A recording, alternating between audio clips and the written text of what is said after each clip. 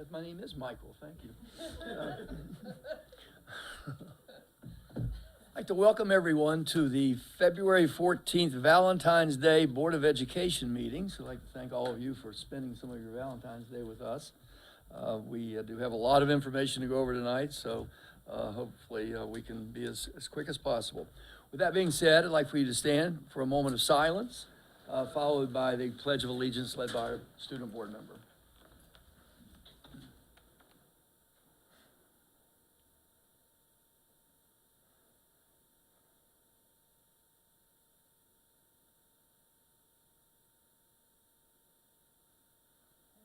Allegiance to the flag of the United States of America and to the republic for which it stands, one nation, under God, indivisible, with liberty and justice for all. Thank you.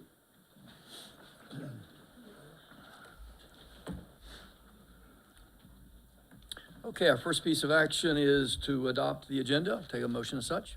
Motion by Jason, second by Josh. Discussion. All those in favor of the agenda as presented, signify by saying aye. Aye. Those opposed, nay. And the agenda is adopted.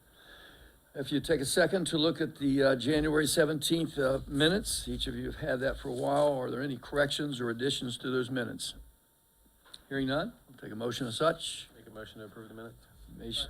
Motion by Jason, second by Rodney. Discussion. Those in favor of the January 17th minutes as presented, signify by saying aye. Those opposed, nay. And now, Madam Superintendent, the closed session summaries and announcements. Okay, closed session summaries.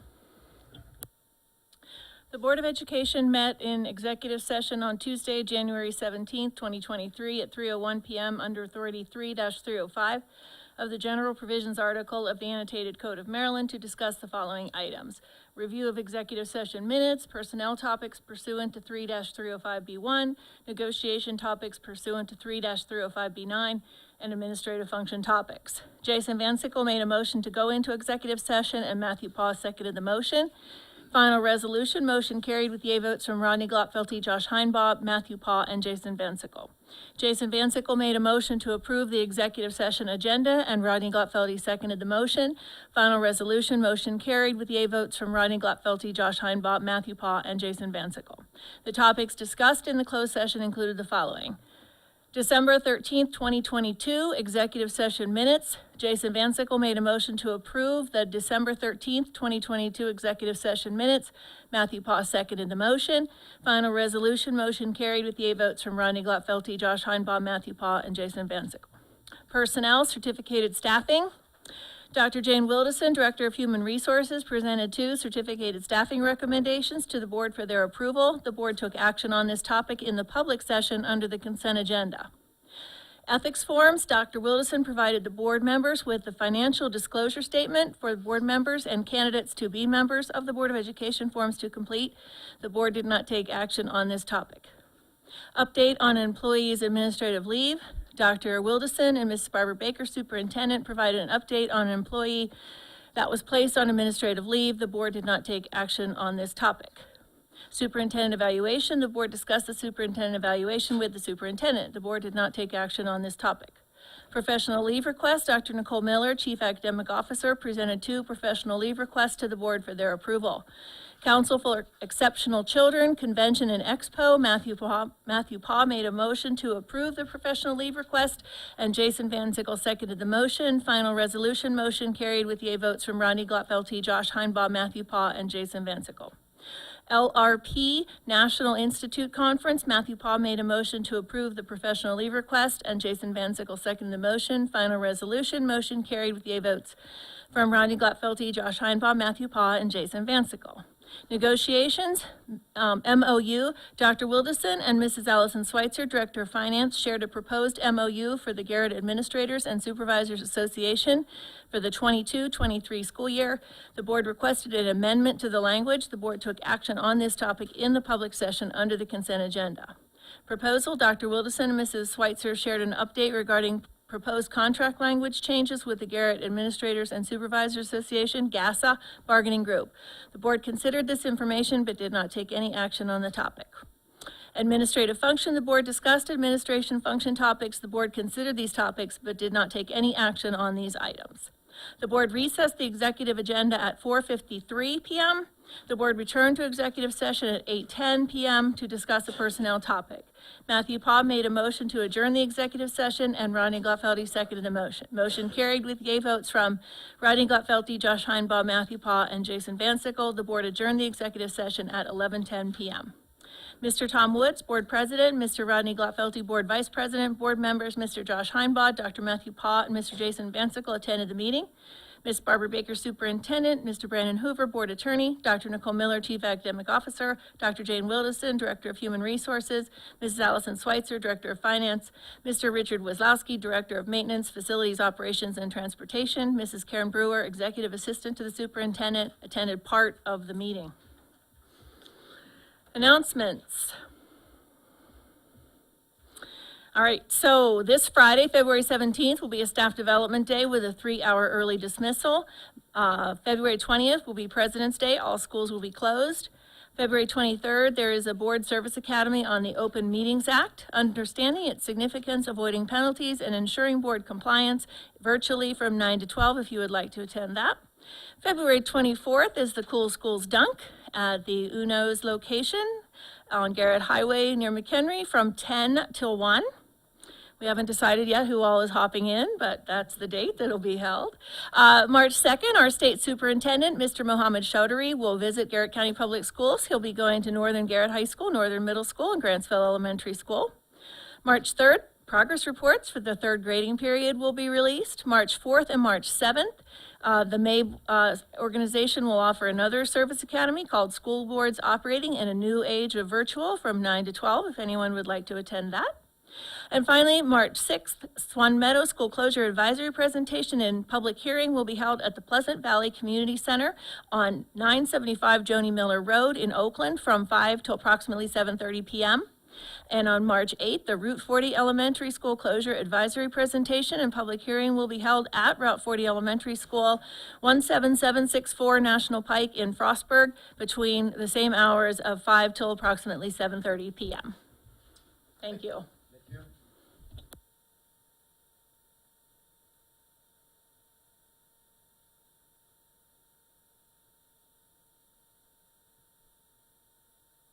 The board would like to recognize Northern Garrett High School for winning the College Board AP Computer Science Female Diversity Award. The College Board AP Computer Science Female Diversity Award recognizes schools that are closing the gender gap and engaging more female students in computer science and coursework in AP. Computer Science principles, in AP Computer Science.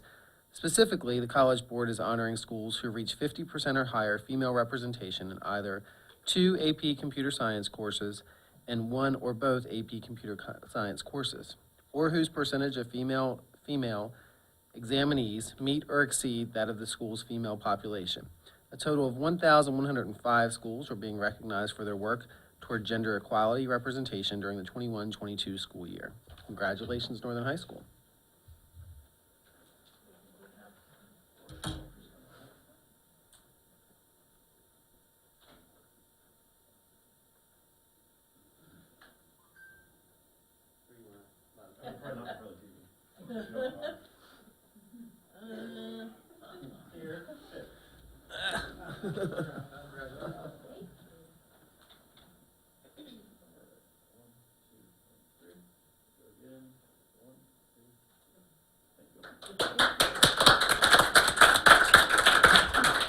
Lori, was there anything you wanted to say? It's just building process. This course, apprenticeship courses have been in implementation for 8 years. This is the 8th year. And so we just keep building the program and hoping more kids get involved. Congratulations, Lori.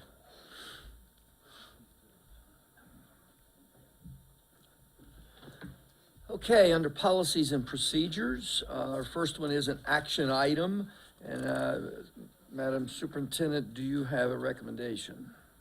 Yes, I do. I would recommend that the board approve ECH, Use of Work Order System policy. It was out for the month for review. Is there a motion as such? So moved by Rodney. Seconded by Jason. Okay, you want to make that presentation? Yes, I'm sorry, Josh. you okay? Did I say Jason? okay. Unfortunately, Sorry, Mr. Jason. Gank was the presenter for this evening, and he unfortunately had a family emergency, so he asked that I would present this for him. And as I said earlier, it has been out for the month. The policy that you'll be voting on is relatively short and outlines the policy statement that the work order system will be implemented by all pertinent staff and outlined in the procedure that coordinates with it. And he did tell me that he did not receive any questions from board members or any questions from the public during the review period time. Questions by board members about the new ECH use of work order system? Okay, all right. Hearing none. Those in favor of adopting ECH use of work order system, signify by saying aye. Aye. Those opposed, nay. And it is adopted. Thank you. The next item is a BED board meeting procedures, policy and procedure. We're going to table that this evening, as there have been a couple of questions brought up by board members concerning a better way of perhaps phrasing some of the items in that. So we'll do that next month. The next one is LC request to do research in Garrett County Public Schools policy and procedure. This is a new revised item. Yes, this was presented last month as well.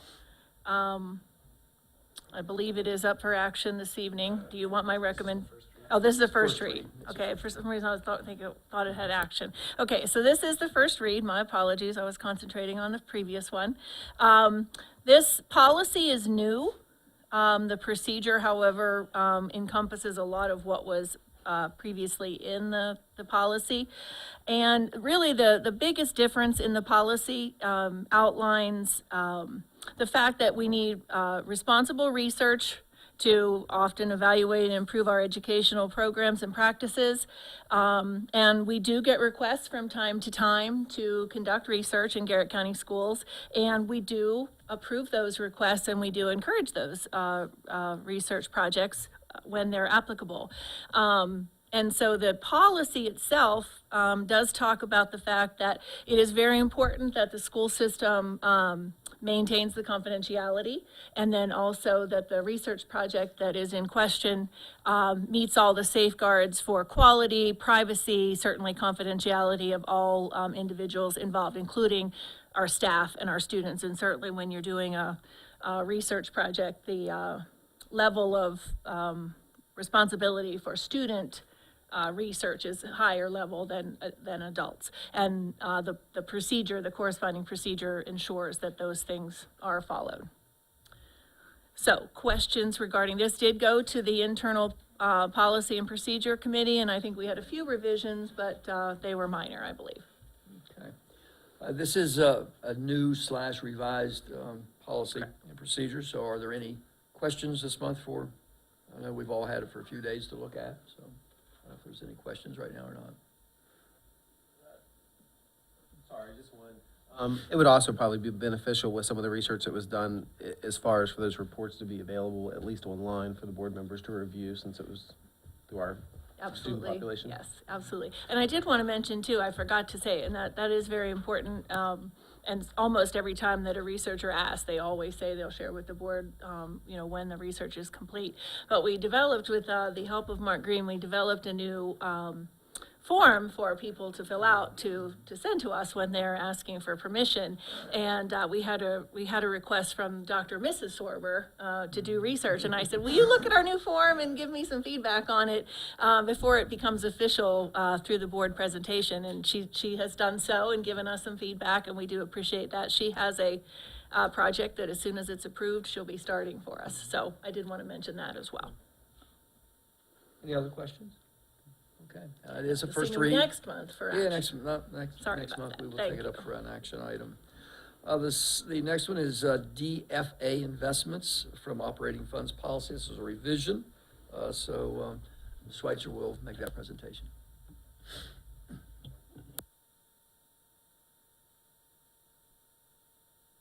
Good evening. Tonight I have two policies. The first one is DFA, policy and procedure. We do have one small change in this policy, no changes in the procedure, but it is best practices to review this policy and procedure periodically. So that is the reason that we're bringing it here this evening. So it's a first read. Are there any questions? I don't think so. I think it was just a sentence structure change. That's about all it was. Okay, no questions? Okay, let's move on to the second one, which is GBEAA, whistleblower policy and procedure. It's also a revision and some new adaptations to it. Yes, correct. So we did update the format for this policy. We added a procedure, which the policy did not have previously. But we also, the reason for the revision was to align it with the revised 6-901 to protect whistleblowers from retaliation. And you'll see that at the very end of the policy in E, no retaliation, we've added some information. And then on the procedure, really we took some of the language from the old policy to build out that procedure. Again, this is a first read, so. Questions by board members? Okay. All right, thank you. Good, thank you. Next item is IKABB, reporting student progress in Garrett County Public Schools procedure. And this is a revision of a policy or a procedure that's been in place for some time.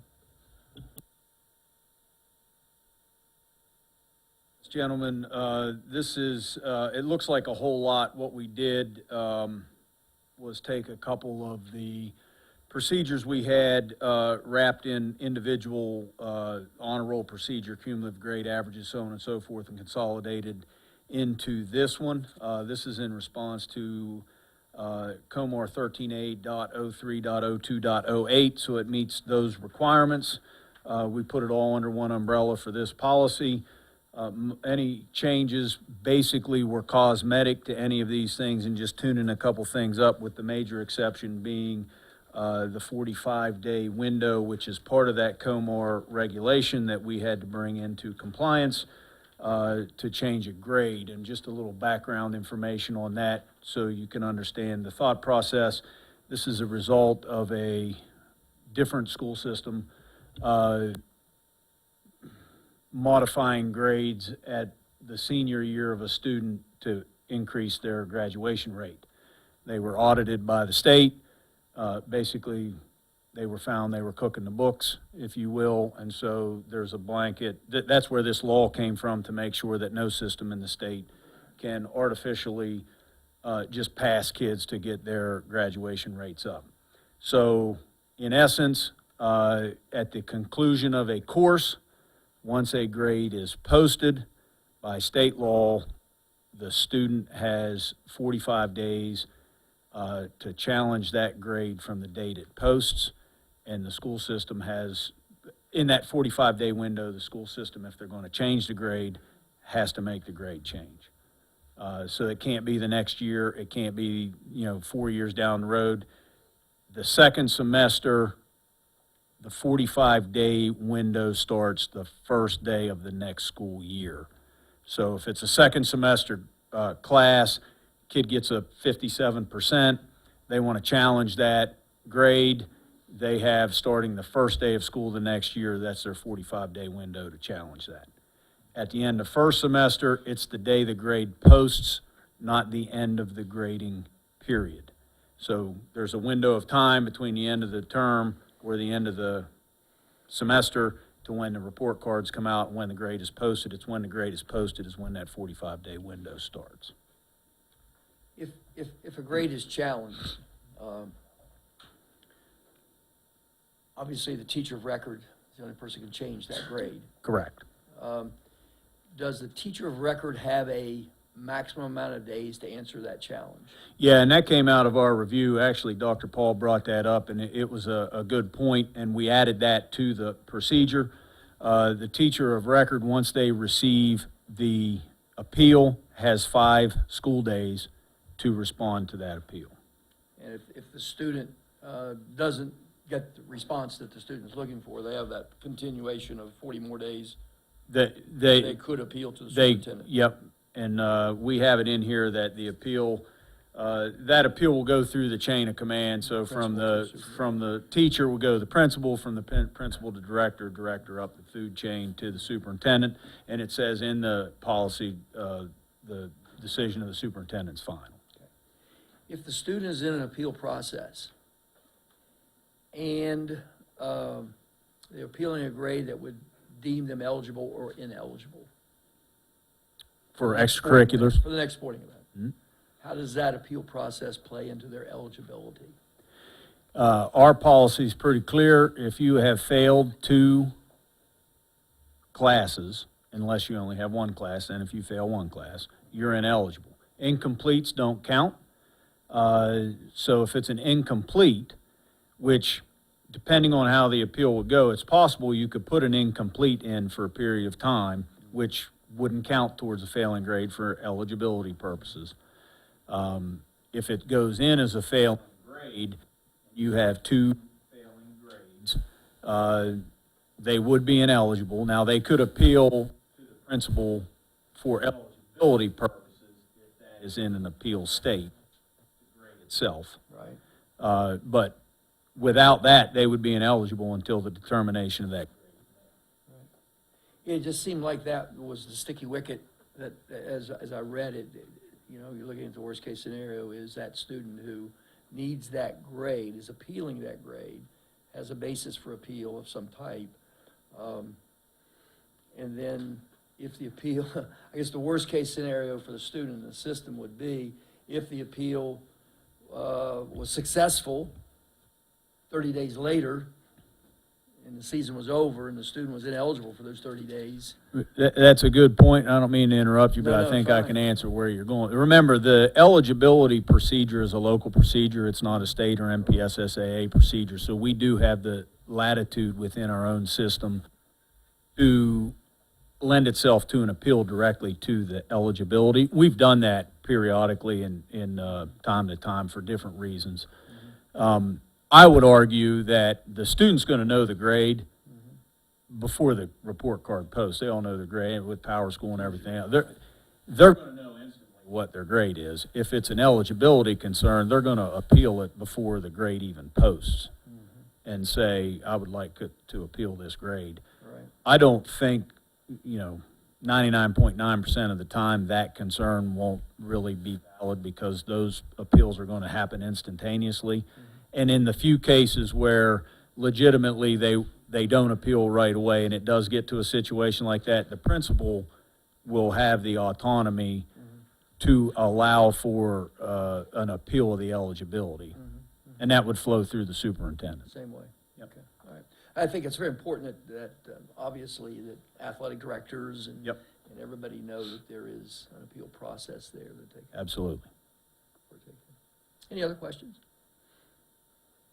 Okay, thank you. And so I will just wrap this, the last 2, IKD and IKC, we're seeking to retire those because those have been incorporated into IKABB.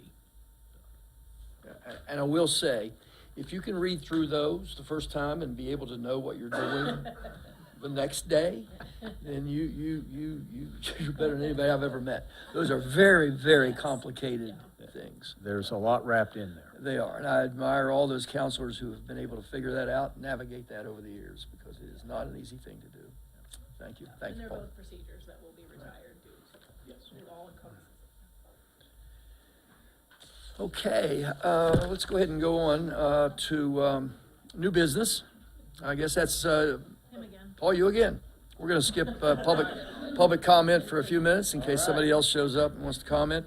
Our new business is last day for seniors. This is an action item. Madam Superintendent, do you have a motion, or do you have a request? Yes, you, in your board docs materials, you should have a memo from Mr. Edwards asking that the last day for seniors be May 31st. This follows, the previous, at least the last 5 years of when we've had the last student day for seniors. This is incorporated, both high school principals are in agreement, certainly I am as well. We've worked out graduation exercises, et cetera. So most of it is all included in your memo, unless there are other questions that Mr. Edwards can answer for you, but I recommend that we accept May 31st as the seniors' last day. Okay, the recommendation of the superintendent is to accept May 31st, 2023 as last day for seniors. Do I hear a motion as such? Motion by Jason? Second. Second by Matthew. Go ahead and clarify, any clarifications you want to add to that, Paul? Nope, just so everybody knows, all testing dates are completed at that time, and this is the reciprocal date. It's been this day for the last several years, gives us plenty of time to practice and everything else we need. Still be at the same place? Yes. Fairgrounds? Yes. Okay, both of them, okay. Any questions, concerns, discussion? Okay, hearing none. Those in favor of May 31st, 2023 as being the last day for seniors, signify by saying aye. Aye. And those opposed, nay. And that is approved. Thank you, Mr. Edwards. Thank you. No, I do think that is your last one. Oh, sorry, my bad. I didn't scroll down far Probably. enough. Probably. No, probably. I agree. Okay, let's go to the calendar review, FY24 GCPS calendar reviews. I know we had a meeting last night, and I think Dr. Wilson is going to go over that with us. Good evening, everybody. So exciting. I believe we are working.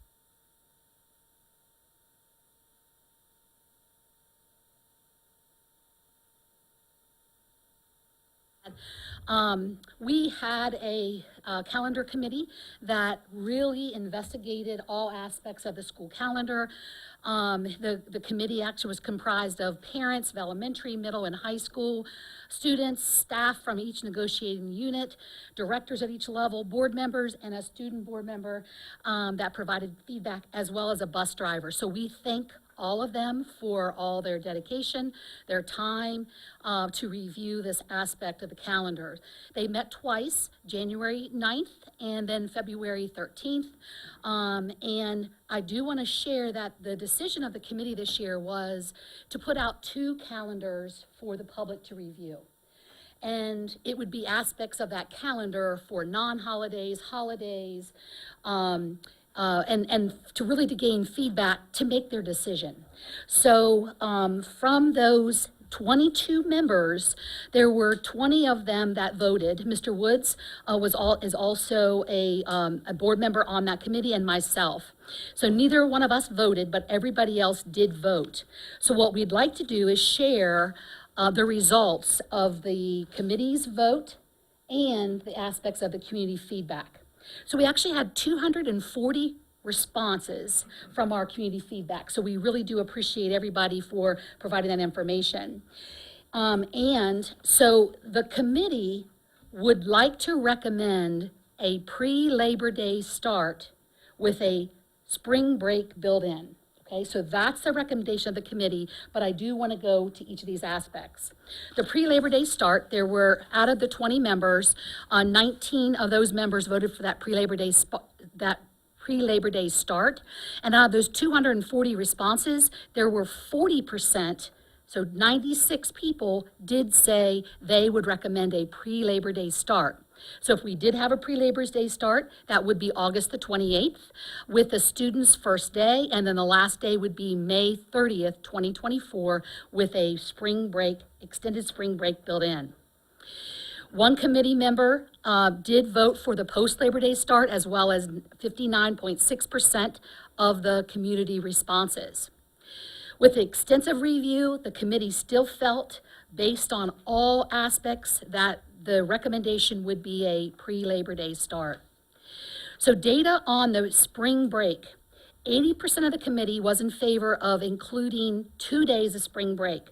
So the spring break would actually be around the Easter holiday. It would extend for the Thursday before Good Friday, March 28th, and Tuesday after Easter on Monday, after Easter, it would be April the 2nd. So if the spring break were removed from a pre-Labor Day calendar, the last day would be 2 days earlier, May 28th. It is important to note that there were various aspects from the community about spring break. We did provide the information to the board on all that feedback, because we know that they will take all that feedback into consideration. Do you want to say anything about the feedback? I would just say, in regards to spring break, the majority of the feedback seemed to be that it was good for students to be able to get a reset at that time of year, just because of burnout was one word that was used quite a bit. So that was overall the biggest comment there. So within the calendar, the committee also includes 7 professional development days built in, one each month, to focus on a certain aspect of job-embedded professional development.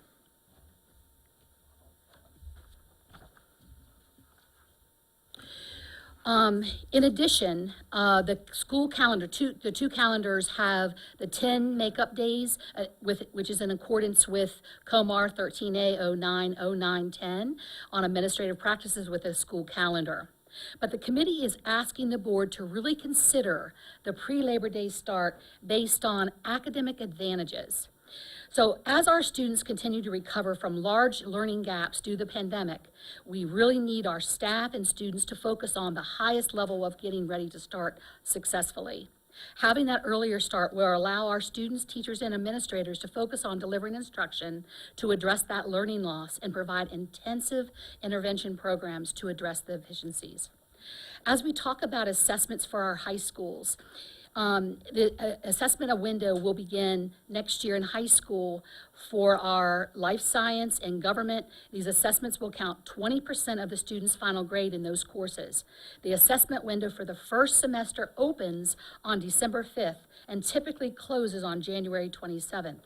Since it's a part of the student's final grade, we want the most instructional time for these students. We also look at the testing for other areas. And with the stress of moving towards the blueprint being college and career ready, it is imperative to make sure we have most of the instruction prior to that testing window. It also is important to look at the learning loss that happens over what's called the summer slide. By having a gap of the summer slide, students average over 100 days before the last diagnostic assessment they would have in a school year to the first one they have in the school year. Starting earlier does allow for practices, routines, and those formative assessments to be delivered. As we look at our students' test scores, we indicate that we have a lot of work to do in all areas, especially in math. That summer learning loss after a year of recovery would allow them to start strong. Instructional needs to occur as much as possible for that testing window. But we also need to consider the social emotional behavior incidents as they increase with our students. Summer is hard, and maintaining skills taught in the summer is lost. So when students return before Labor Day, it helps to extend that learning time. So when students and teachers have intervals of school expectations with less summer learning loss, they return much stronger and start those routines much faster. Summer creates less routine for many, increasing the lack of patience or self-control, and et cetera. So again, as we are presenting this, we would like the board to consider the pre-Labor Day start. We do know that the public window will be open starting tomorrow, and that'll run through March 10th. The board is requesting for all stakeholders to review the proposed calendar and submit any comments by noon on Friday, March 10th, to Mr. Green, the Public Information Officer, and that can be in writing at publicinformation@gcps.net or in writing to Garrett County Public Schools in care of the Public Information Office at 40 South 2nd Street in Oakland. The next step, at the March board meeting on March 14th, 2023, I'll be asking the board to take action on a calendar for the 23-24 school year.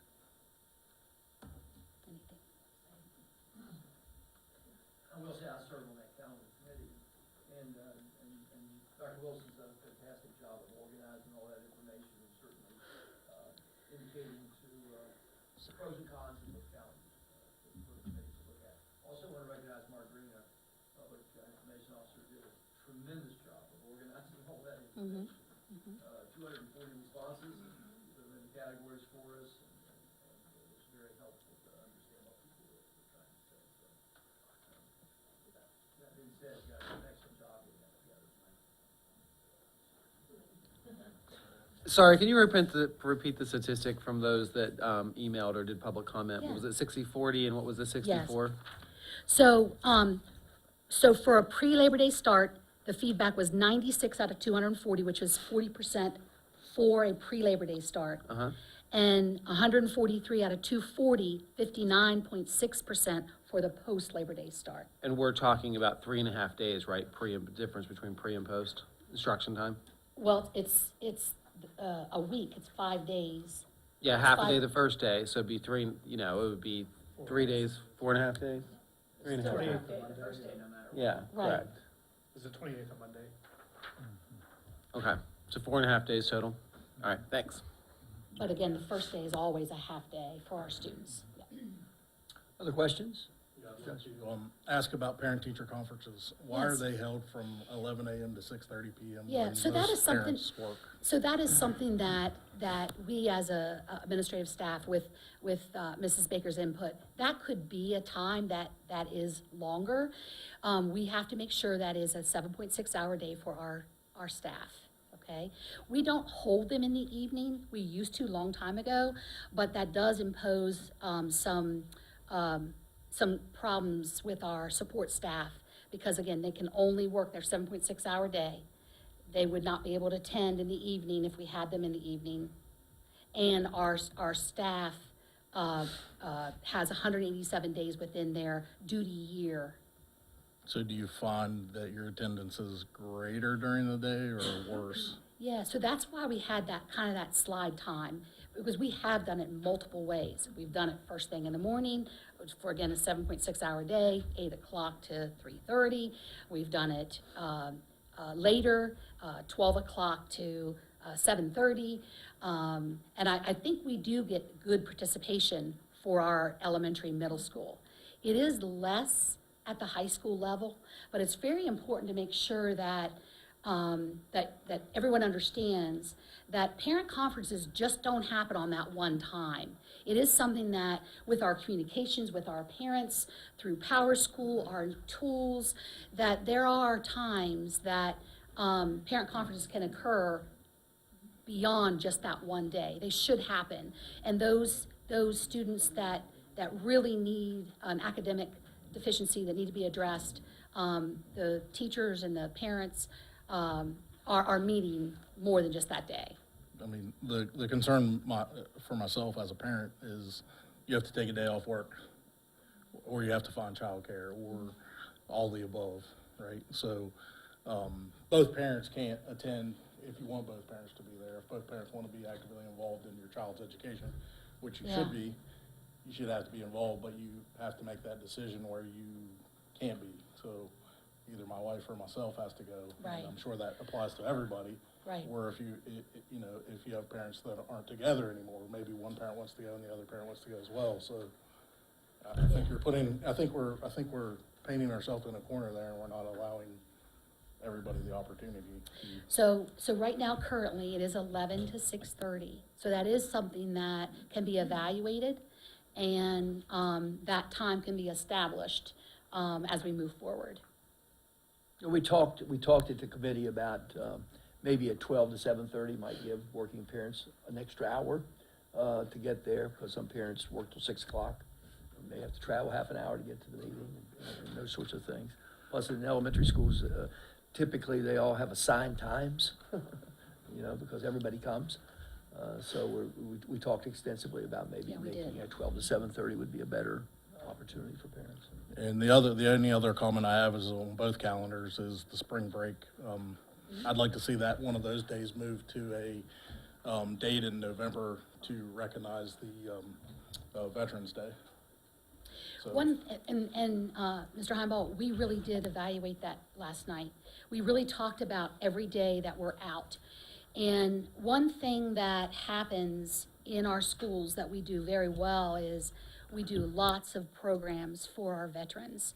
The elementaries, a lot of the schools have events that they have breakfast with veterans and have veterans come in and do presentations. And there are many different things, as well as our students participating in parades.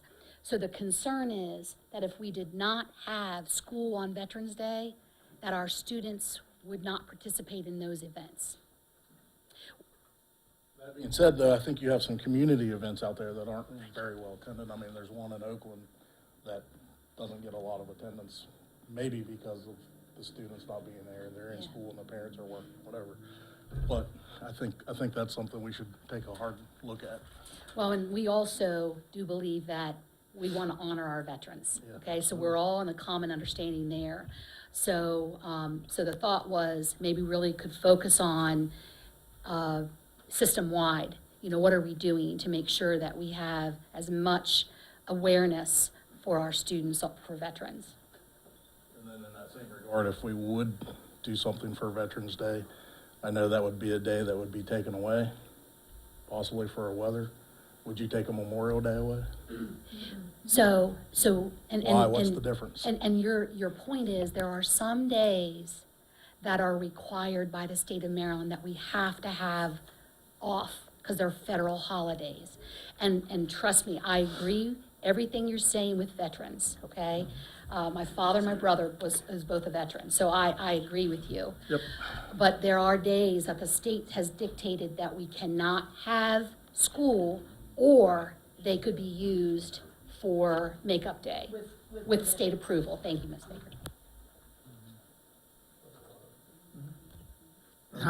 I'd just like some clarification on this summer lapse. Yeah. And I'm sure the committee looked at that, but isn't it the same lapse if you have a post-Labor Day start and it goes later into June, and then the following year, if you do post-Labor, isn't that the same lapse as when you do it's the same time period, right? It is. So- It is. Did you want to speak to that? No, yes, it is. It is. I mean, it is. Math is math. I thought you were gonna say something, sorry. I think the thought is, by starting earlier in the year, having more days before testing. Well, that's right, Helps. but the big argument was we have this lapse in learning in the summer because it's too long, but it'd be the same period.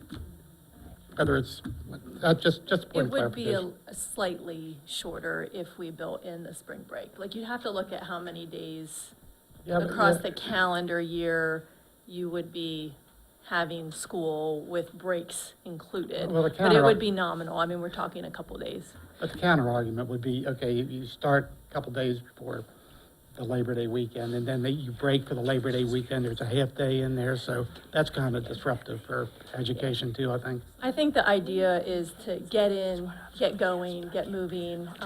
We have to get our diagnostics, our KRA, kindergarten readiness assessment has to be done within a certain window of time. We have these state tests that are now going to be part of high school students' final grades. So I think the idea is get in, get moving, get focused while weather is good in Garrett County and we can get good continuity of instruction. And then when things get a little bit more disruptive with our weather. Yeah, I mean, we had a post-Labor Day start this year, and were you able to accomplish those things this year? We did our KRA and we don't have the requirement of the MISA and the government requirements this year. That is going into effect next year. When we start thinking about the state implementing kindergarten, first and second grade assessments at some point, there's some talk about diagnostic assessments there. Those are not in place yet. This would allow us to move in that direction to Yeah, I'm get just those trying things to accomplished. understand, I mean, you know, really, we can improve our test scores. I think that's the biggest argument. If you can improve them by having that 3 extra days, that'd be great. I'm skeptical, though. Remember, it is a week earlier. It is a week earlier. Okay. 4.5. It is. It's 5 days It's earlier. a week on the calendar earlier. And, you know, there must be some reason, 60% of the respondents said they would enjoy a post-Labor Day start, probably family vacations, probably, yeah. That's exactly right. And the feedback, again, you're gonna see a variety of reasons why But people we'll did let say that that. feedback come in and see what it says. I'm sorry? I said, we'll wait till the feedback comes in. It was interesting too. I'm kind of under- One of the committee members did a study of where people come into the county in the summer to vacation and where they, and she did a study on Virginia, from Northern Virginia, and ironically found out that Northern Virginia schools start in mid-August. So their Well, that's just- students aren't coming here to vacation in August, in later August. Well, 'cause the they're in law, school. yeah, I mean, we ought to just have it year-round then. There's and a side of me also- that says you're right. And also, out of the 24 jurisdictions, only 5, and we're one of the 5 that starts started Well, that's what, post-Labor Day. that, I was interested in that statistic too. Yeah. Are they geographically, are they rural? Are It's they- the southern, I can tell you exactly the ones. There's Talbot and Somerset, I It think. is, yep, Carroll, Garrett, Howard, Wycomico, and Worcester. Howard, it's interesting. Many of the systems that are starting pre-Labor Day don't have the winter that we have either. Well, So it's, yeah, it's- that's a hard argument to make this year though, right? No, we do have the virtual option now, but we know as much in person as possible is best, and that's what we'd like. Yes, Jason. Just a comment, most of the families that I know that want to start post-Labor Day, it's because our weather is nicer in August than what it Yeah, is in the rest of sure. the week. So if we're going to enjoy time with our families outside, it is a post-Labor Day start. Not people vacationing here, but us to enjoy the time here. Other questions? Other comments? Okay, we'll be posted starting tomorrow and hopefully we'll get 240 more responses. As to what Great. folks think, and then the superintendent will make a recommendation at the March meeting. Thank you. Okay. What we're going to do is we're going to do a little bit of skipping around. I think this could help. It is time for public comment, but I think it would help with the public comments if we went down to continuing business, and I'm going to ask that we look at the grade band alignment, facility utilization advisory committee update, and the school closure advisory committee update. Those are going to be fairly short updates. They're just the timelines and things that are happening. That might help those of you who might want to speak later on to get a more clear understanding where everything is heading. Go ahead. Okay, so we'll start with the school closure update. The Route 40 and Swan Meadows School Advisory Committees charged with investigating and reporting on the impact of the proposed school closures in accordance with Comar 13A.02.09 of the regulations of the state public schools and Garrett County School Board Policy FCB, closing of schools. Members of the committees are continuing to refine their investigations in order to best prepare the report and presentation to the superintendent on the following dates. March 6th, 2023 at 5 p.m., Swan Meadow will present their findings at the Pleasant Valley Community Center. And March 8th, 2023 at 5 p.m., Route 40 Elementary School Committee will present their findings in the cafeteria. The superintendent will present her recommendation to the board at the regularly scheduled March 14th, 2023 board meeting. During the April 11th, 2023 meeting, the elected board will vote on the superintendent's recommendations specific to school closures. As always, public comment will also be accepted at the regularly scheduled meetings in March and April. And then for the grade band update, we have extended the window to include the recommendation for the grade band on the northern end of the school system to the Board of Education meeting scheduled on May 9th, 2023. So this is a reminder, we did announce this last meeting. So the recommendation will happen on May 9th. The board will formally vote on the recommendation for the grade band alignment on the northern end at the Board of Education meeting scheduled on June 13th, 2023. The next Northern Area Community meeting is tentatively scheduled for March 30th, 2023 from 6 to 8 p.m. This meeting will be held at Northern Middle School in the cafeteria. This will be an information session to gather feedback on the schematics for Northern Middle School and Northern High School. and on the presented grade band alignment options. The intention is to receive feedback from the community, but this meeting will not include a question-answer component. Please remember that we have a dedicated email specific for the public to provide feedback on grade band alignment. That email is gradeband.alignment@garrettcountyschools.org. Also, we have several board meetings scheduled between now and June where the community can participate in public comment. An additional listening session will be scheduled to be announced between the May and June board meeting. And then also, while we're on grade band updates, I wanted to provide an update on the Southern Area Facility projects. As a result of our appeal to the IAC, the new Southern End Elementary project was moved from a B, which is an approved project with delayed funding, to an A, which is an approved project and funding has been allocated.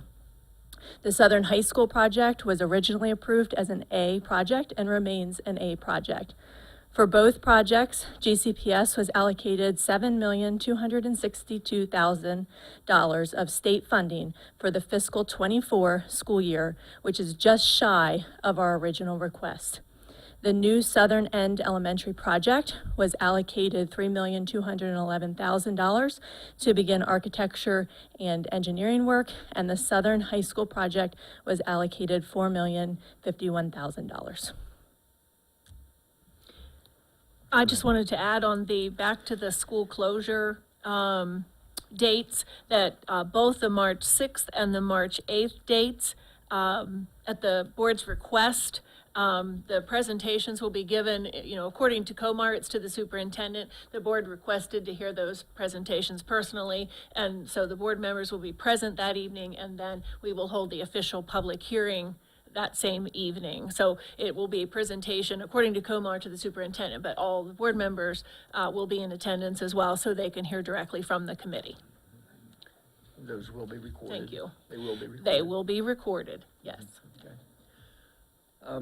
I do want to make a quick comment on behalf of the board and certainly applaud Superintendent and Mrs. Schweitzer and Mr. Weslowski for the appeal process, which brought us in close to $5 million through their appeal process, meeting with the IAC and certainly the men who came up to look, and their names escape me, but Jean and Joanne. Jean and Joanne, well, the man and woman who came up. Who came up. We appreciate all the help they've given us. To get $7 million is a tremendous amount of money, along with the commissioner's funding to do some wonderful things in the southern end of the county. So congratulations to all of you who had a part in that. Thank you, thank you. I heard that presentation, the appeal presentation, you did a great job on it, and Thank you. I think it's great you brought home the bacon. I was very pleased that it was, it was deferred, but now it has been moved from a B to an A, which I was very pleased. So thank you so much. Thank you, Dr. Miller. Let's go now to public comment. The Garrett County Board of Education is pleased to receive comments and ideas from our public pertaining to policies, procedures, and/or practices of the school system. We ask that comments be limited to a maximum time of 3 minutes per individual unless otherwise considered by the board president. There will be no discussion or action taken at this meeting, but may be considered at a future meeting. Issues that are specific to individual employees should be referred to the immediate supervisor for appropriate consideration and review. Rude slanders and threatening remarks or behavior that is disruptive or interferes with the order of the meeting is not permitted. And as our procedure, we'll listen to your comments. We do not usually give any answers to anything. If there is something that the superintendent would want to address later on that might clarify something that was said that later tonight, she'll do that at the end of the meeting. With that being said, Tara Crawford wants to speak to us about GBA and facility usage. I think we got the gist. Thank you for hosting public comment. Thank you. I wanted to come to you today to reiterate some of the comments that I made at our last meeting, but also to share with you some of the things that I've been hearing from community members through my quest to get the community engaged in this conversation. There have been conversations that I want to share with you concerning further enrollment decline should the northern end decide, or should you vote to make especially change C. in the presentation. We've seen post-COVID the opportunities that exist for other educational options, homeschool pods, private schools, things like this. I've heard much of that being discussed, and considering that option C in that presentation leaves us only with a 72% SRC rating for 7 through 12 and a 56% projected SRC rating for pre-K through 6, I would be concerned potentially about future funding and, for lack of a better term, calling this a Band-Aid in the immediate should enrollment decline further. A lot of parents are expressing, and I share this, a request to slow down this process on the northern end. Admittedly, I don't know how long you all talked about things on the southern end because I wasn't engaged, and that's on me. But on the northern end, it just feels like this is happening so quickly, and we are being put into a box, having heard comments like, if we don't make a decision quickly, our teachers will lose opportunities to have conversations about things like curriculum and bell schedules and meetings. That puts us into such a tight timeline. And while heartbreakingly Route 40 has been a topic of conversation for closure for some time, it's shocking to hear that Accident could be closed, and as well as Friendsville, because it's not a conversation that we've had. So from January to June, we've got this opportunity to, as I mentioned last time, take on a full-time job, to educate ourselves, to have solution-based conversations with you all. We request that the process pump the brakes a little bit and explain further some of the things that we don't know, because we don't know what we don't know.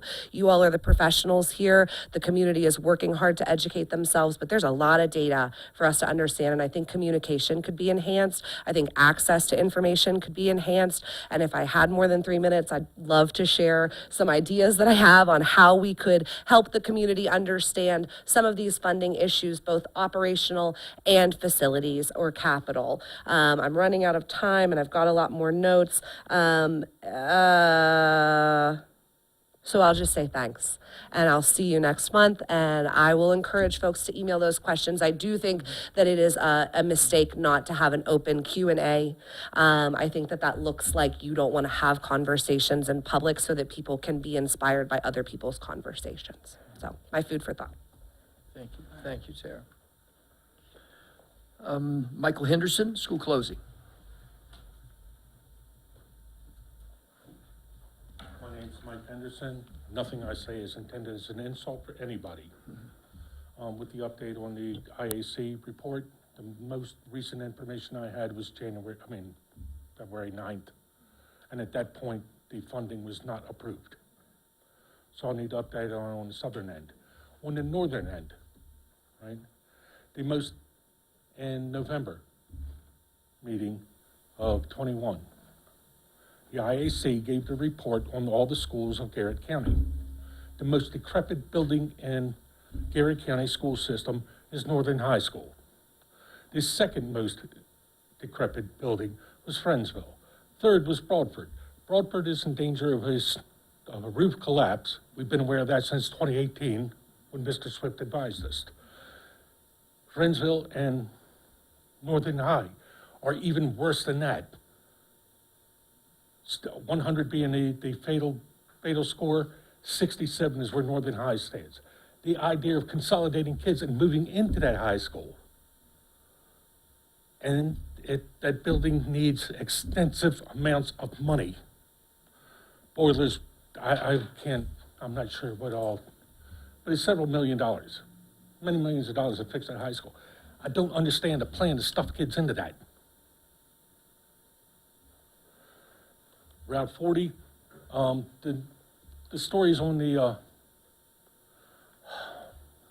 internet are they are feeling betrayed. They feel like the decision's already been made, and they can't, the committee is smoke and mirrors. They're based that on the fact that in February, the plan was to shut down the school. In August, we buy 340 desks for 360 desks for 172 students. After that, now we're going to have a committee and decide what to do. It seems like the decision was made and then the show was made. Swan Meadows, that's a story all by itself. You're going to have a hard time making a justification for closing that school. That is a community school, donated by the community, built by the community, maintained by the community. Even in your master plan, I believe it is, you sing praise on them for putting on a roof. And yet you come up with the short order afterwards to close that school. You'll lose the entire community, you'll lose those students. We need to back up. The last thing I would say is, for the past 10 years, we need to know how much money has been spent on each school, how much money you intend on spending in the next 10 years to bring them up to speed. Dennett Road in particular has been a money pit, and it wants millions more. What are you going to do about that? Mr. Anderson. Ally, is it Ally McKenzie? I'm sorry. GBA and Route 40 closing. Good evening. I'm Allie McKenzie from Fensel. The Fensel and Appleton area have collected over 350 signatures from its residents, taxpayers who oppose the proposed closure of Route 40 school and basically the whole grade band alignment, I think. These petitions were emailed to you all in November and to the grade band alignment committee in December. Our committees, our community's elementary students will be on the buses for over an hour one way and over 2 hours per day. And then that's, times 5 days is 10 hours per week if Route 40 is closed, because those kids will then be transported to Grantsville. The students who are picked up first on my son's bus are already riding the bus over 50 minutes. So that's how I just, roughly figured that out. And that's only one way. These little kids should not be on the bus that long. Let's see. Sorry. All right. So my issue is on the bus, there are many students varying ages with very limited supervision. Bullying, profanity, and so much more can occur. At best, a child can sit quietly. At worst, they're bullied or intimidated by others, or could have a medical crisis like a seizure or low blood sugar. And don't forget, these little ones, can have accidents. The longer time spent on the bus, the more that can happen. Another thing we all need to talk about is the school bus is a diesel engine. It has emissions that are harmful to our little kids breathing it. That aggravates asthma and all that other, breathing function. The more these kids breathe in the emissions, the more lung problems they can have. That's all. Thank you. You're welcome. Linda Bradley, school closings. Hi, I'm Linda Bradley, and I am a resident of Garrett County. My concern, once again, do I have to turn this on? Oh, no, it's going.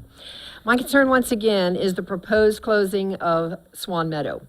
Most of my comments also apply to Route 40 school. In the discussion about the costs associated with the new grade band alignments, the public needs to know how much money has been spent since 2010 on each particular school.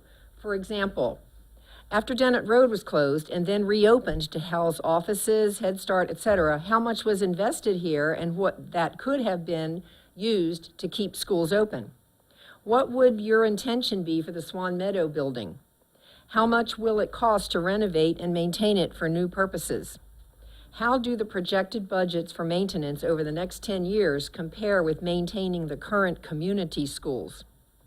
Other issues in closing Swan Meadow in particular have not been anticipated. Consider their test scores. Before COVID and online learning, their scores were the highest among our elementary schools. Could this be in part due to the small class sizes, the community support, and the family atmosphere that cannot be duplicated in larger schools? It is a fact that most Swan Meadow families will choose to homeschool rather than send their children elsewhere.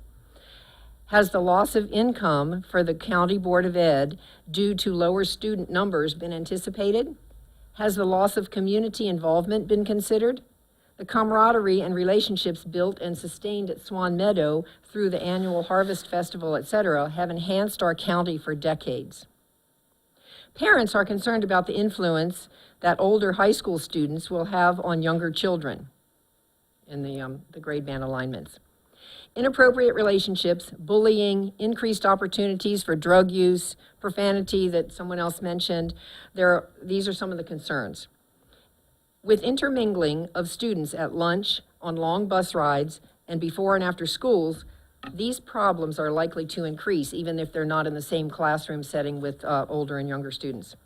I became aware of a school district near Harrisburg, Pennsylvania, which, after consolidating schools, has decided to return to the community model. The new, larger, multi-age schools saw an increase in bullying, absenteeism, behavior problems, etc. And now the district is spending huge amounts of money to transfer back to the old system. What will happen if we experience these same issues?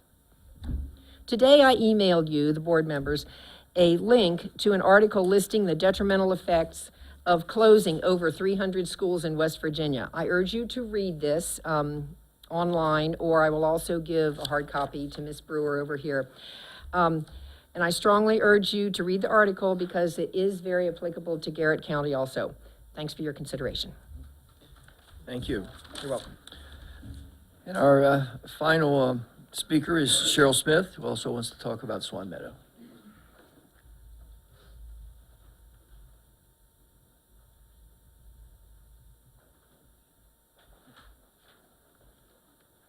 Hi. Hi.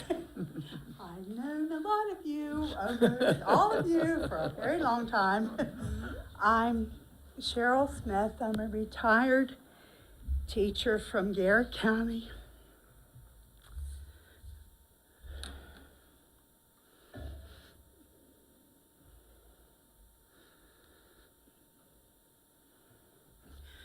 I taught in this county for 29 years. I retired to take care of my mom who had Alzheimer's. Took a leave of absence. The following year, Mom wasn't any better, so I retired. Wasn't ready to retire. Mr. Fink was our HR person. He stuck with me through this. He was wonderful. Gary Galloway was my principal. No, I laid it out. They knew what Mom...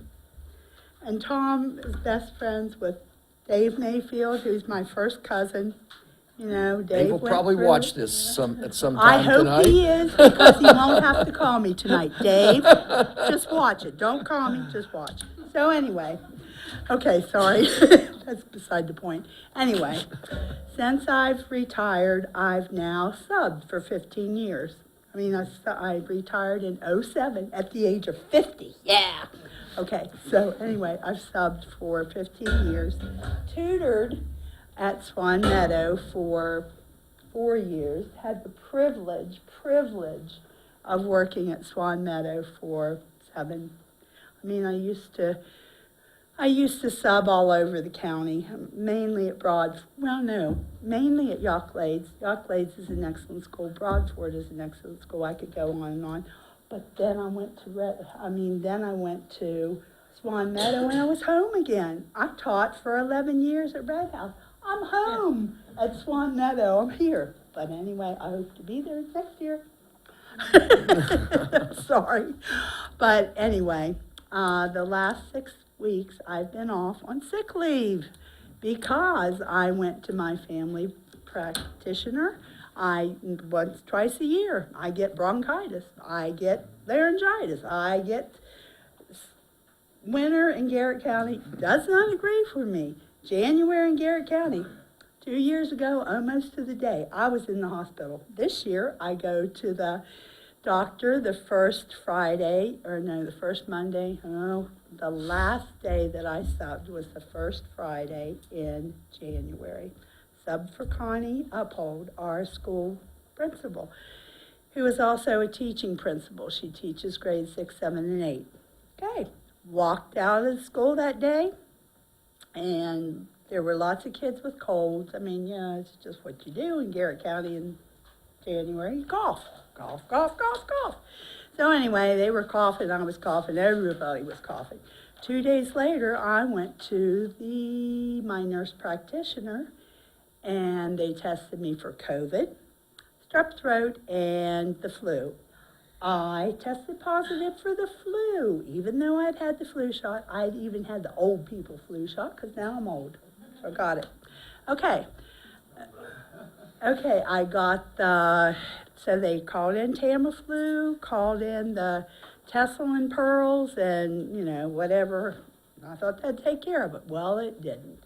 Week later, I went back to Rachel Friend Lance. This time, the flu had turned into double pneumonia. Double pneumonia. I had had the pneumonia shot. I had had all of them. I did them all. I got COVID. I did the boosters. I'd done them all. Anyway, I got, So I vacationed in Garrett Regional Medical Center for 5 days. That's a very nice place to be, believe me. You know what? They say Mr. Boku, whatever his name is, Mark, whatever. Okay, he said their goal was to treat you like family. They did. They did. I mean, I was surrounded by family. First person I met was the PA. Her aunt was Linda Fleming. And it just went on down the road. The whole week I was taking care of these people. They really were. But anyway, so I got how many minutes do I have left? You don't have any. Okay, all right, look, I'll talk really, That's all right. really, really, That's really, all right. I'm the fast. president, so I get to decide when you quit. Yeah, okay, all right, buddy. Okay.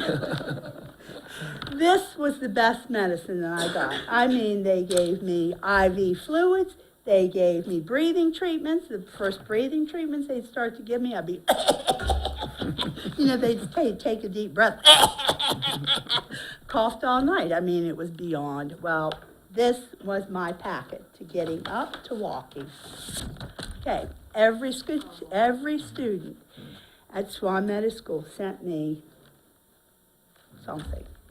Okay, this is from kindergarten. Nikki, I love you. Look at this. You know how long Nikki spent making that? Okay, here's another one. Purple. Inez knows I love purple. Okay, here it is. Oh, Miss Smith. Hey, man, she made me skinny. I like that girl. Okay, get well soon. Ms. Smith from Remington. Look at all this. And Remington, Arlene, I want you to see. He puts, I love you, 2 + 5, 1 + 5, and 2 + 3. Yay, Remington. Okay. Okay, Ruthie. Get well soon, Ms. Smith. I love you. I'm like bawling. Cheryl, in fairness to the others, Shut up. I will ask you to make your final comments, okay? Okay. Because others were given 3 minutes. Please don't close on Meadow next year. Please don't do it. I know you're losing. I know for every person that leaves the school system, you lose however many minutes, or how many, I don't know, how many do you? $15,000 to $20,000 per student. Per student, okay. So we have 38 students out there. We could easily double that. If given the opportunity, I have no doubt we could double that. We could double it right now. It could be done. For some reason, people are putting in for out-of-area transfers and they're being denied. We don't know why. We don't know who's denying it. They're just being denied, and the parents are not giving reasons. I mean, I personally have spoken to some people from my church. They had 3 kids. They asked for an out-of-area transfer. It was denied. I said, were you given a reason? No. Thank you, Okay, Cheryl. thank you. Dave Mayfield said to tell you it's warmer in Tulsa. Dave Mayfield. Okay. Thank you. All right, thanks, Tom. Okay, thank you. That's why I'm walking.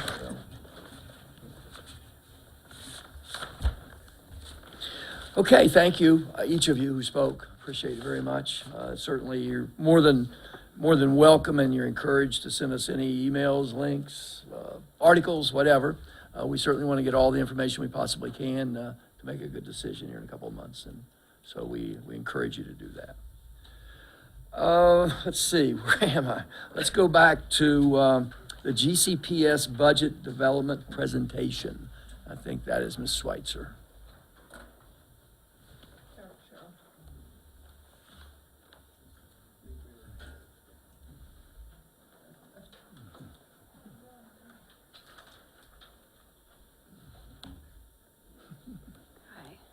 It's gonna be a hard act to follow. I don't have any cards or anything, but,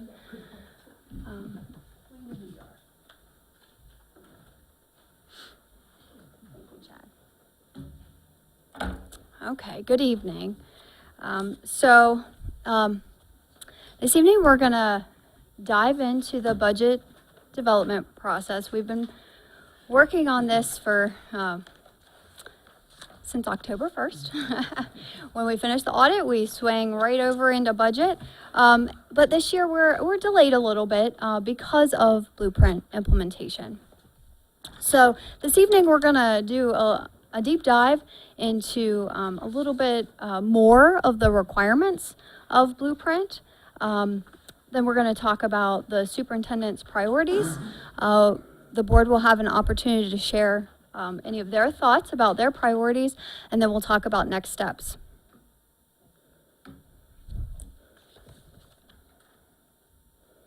Okay, so the budget development timeline is always this ongoing cycle where we're planning, we're defining the priorities, we go into the budget formulation, which will be coming very soon.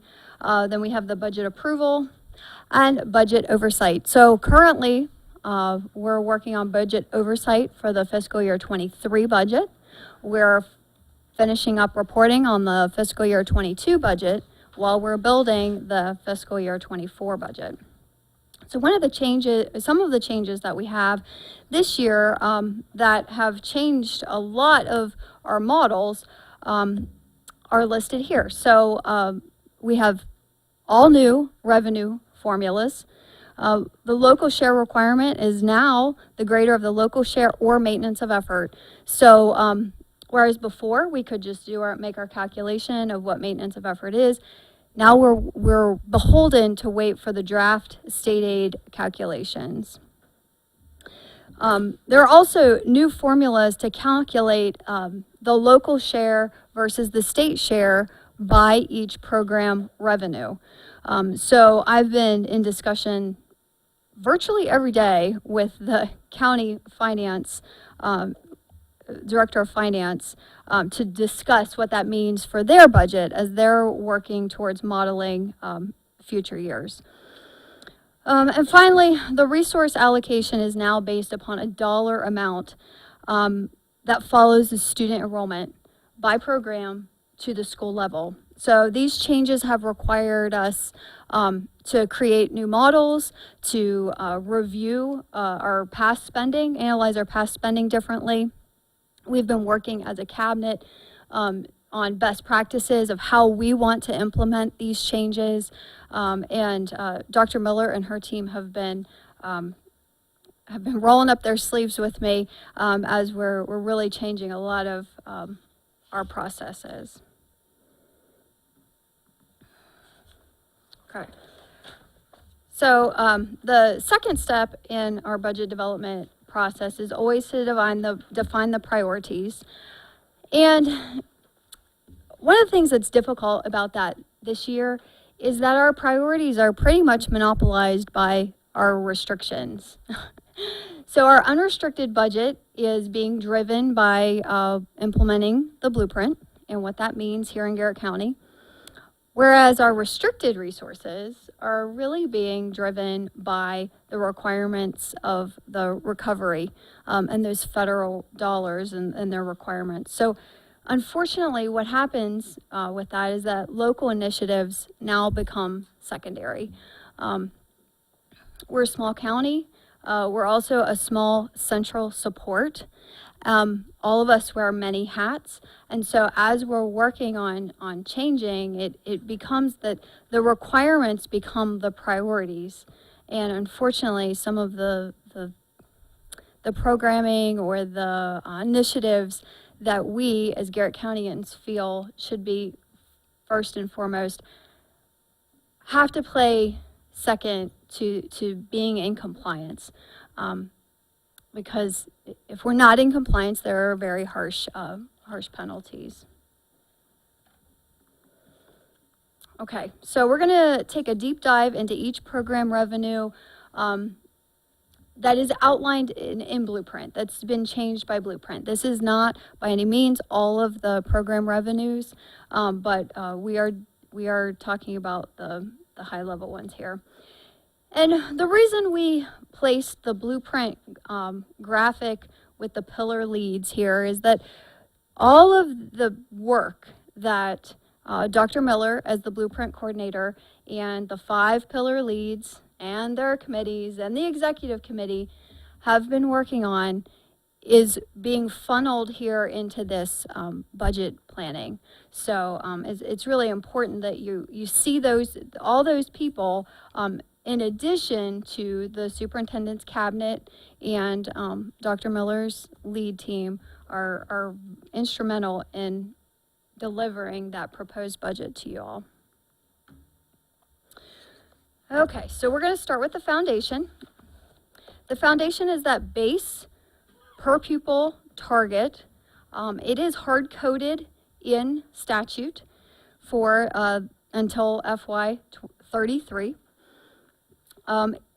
The methodology for this is that it's to provide the cost for adequate educational services for an average student. So the eligible full-time equivalent of K through 12 students receive this formula aid. So we do not receive this funding for pre-K students. And this is, just as it said, the base. So when you see a formula weight in some of the subsequent revenue programs, it's based off of these dollar amounts. So when you go into a program level here, a minimum of 75% must follow the student to the school level. One thing that is unique about the foundation now is that it now is like chunked up with restrictions inside of it. So we have this chart here for you that shows the foundation amount for FY24. It's $8,642. That is both the state and the local share combined. And of that, we are required to increase salaries and add teachers with 574 of those dollars. Operations and maintenance should only be $106 of that. Teacher supplies and technology should be $2. Career counselors is $62. Mental health coordinator, $4. CCR, which is interesting because then there's another CCR defined program, but there's $79 earmarked there. So in total, that's $827 of that foundation amount that's already earmarked for specific purposes. We are required to prove or to show in our budget that we're budgeting that way. Again, it's at the school level. And we're also required then to monitor it and report that we did in fact spend those minimum amounts. Yeah, so we have in there the $4 for the mental health coordinator. Didn't we eliminate that position? So could that go to other positions, or where is that $4 going to? Every school system has to have someone that is deemed the mental health coordinator, and Dr. or Mr. Hummel is that person. So, whereas we do not have a standalone position, he's responsible for those duties. Okay. So, when you look at the career counselor piece, we are required by statute to pass those dollars onto the workforce development. And so we'll be basically cutting a check for them for that amount of money. Dr. Miller and Mr. Edwards have been working on an MOU with the workforce development folks, and that will be submitted as part of our Blueprint implementation plan.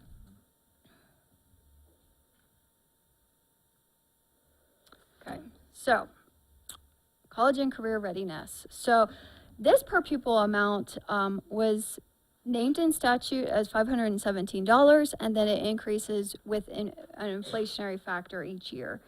So currently, the eligible CCR student means a student who is college and career ready as demonstrated by having met the college and career readiness standard. And for FY24, that is a proxy amount, a proxy enrollment amount. So we will be receiving $567 for each of those students. Again, this is a 75%, 25 split, but remember, this funding will only go to Northern High School and Southern High School because that's where the students are that are CCR ready. So this funding will support the pathways, the post-CCR pathways, and the support pathway as well. So remember, just like we said, there is a portion in the foundation, $79 per pupil, that is required to be spent on CCR initiatives as well. So, Go ahead, Rodney, go ahead. College readiness, you have to meet the criteria for being college and career readiness to get this money. So it's really not money that you're using to get the kids ready for correct. career. And It's college that's the $79 in the foundation is supposed to get them ready, and then this money is supposed to like launch them into even better than CCR. That's important to understand that. Yeah. End up the post-CCR pathways, the dual enrollment, AP, and high-quality CTE programs, it's the post-CCR pathway programs. And then if you're deemed non-CCR by the end of 10th grade, we're required to have a support path, which you'll hear later about from Mr. Edwards. And it's also to help support Don't that. steal his thunder. He's really sorry. Okay, sorry, thanks. Yeah. And so there is a typo on here. The pillar committee that oversees this is really pillar 3. It's not 5. So. Okay, so, I don't know. Deep dive into the comp ed. So this is a weighted formula. That's why you see the percentages across the bottom.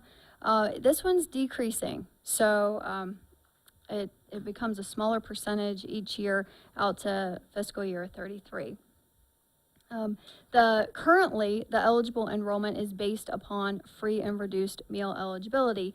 And for the FY24 funding cycle, farms also included direct certification. So across the state, farms numbers have increased significantly. And Garrett County has had an increase. So this funding is, you can think of it a little bit like Title I funding. It's extra resources for students that are economically disadvantaged. They need extra help. So allowable costs can include supplemental instructional staff, supplemental pupil support staff, so that could be extra social workers, it could be extra counselors, and also supplemental supplies, materials, and equipment. Again, this one also is required 75% to follow the student to the school. The kind of like the backup of the model for comp ed is really outlined in the APA report, adequacy study of funding for education. It's on the DLS website, and it provides charts of what basically comp ed is like the icing on the cake. It could be used for class size reduction. It could be used to have a smaller counselor to student ratio at a school. So it's really to be above and beyond what the base would be, because those students require it to achieve the same levels as others. Okay, English learners. Again, this is also a weighted amount based upon the foundation. And eligible enrollment includes students with limited English proficiency. So while this is a very small population in Garrett County, it is very transient. So it's not a set it and forget it kind of program. We're constantly working on meeting the needs of these students where they are, and helping them in many more ways than just providing direct services. So EL funding is much like comp ed, in which it must be allocated to the school level, but it's to provide additional resources. So it can be used for pupil service requirements as well as the instructional staff to deliver the support, the actual instructional support. Pillar 4 is the committee that is driving these decisions or recommendations. Okay, special education. So special education is also a weighted amount, and the eligible enrollment for this subgroup is any student in the prior year who is required to have special education services as defined in the Federal Individuals with Disabilities Education Act.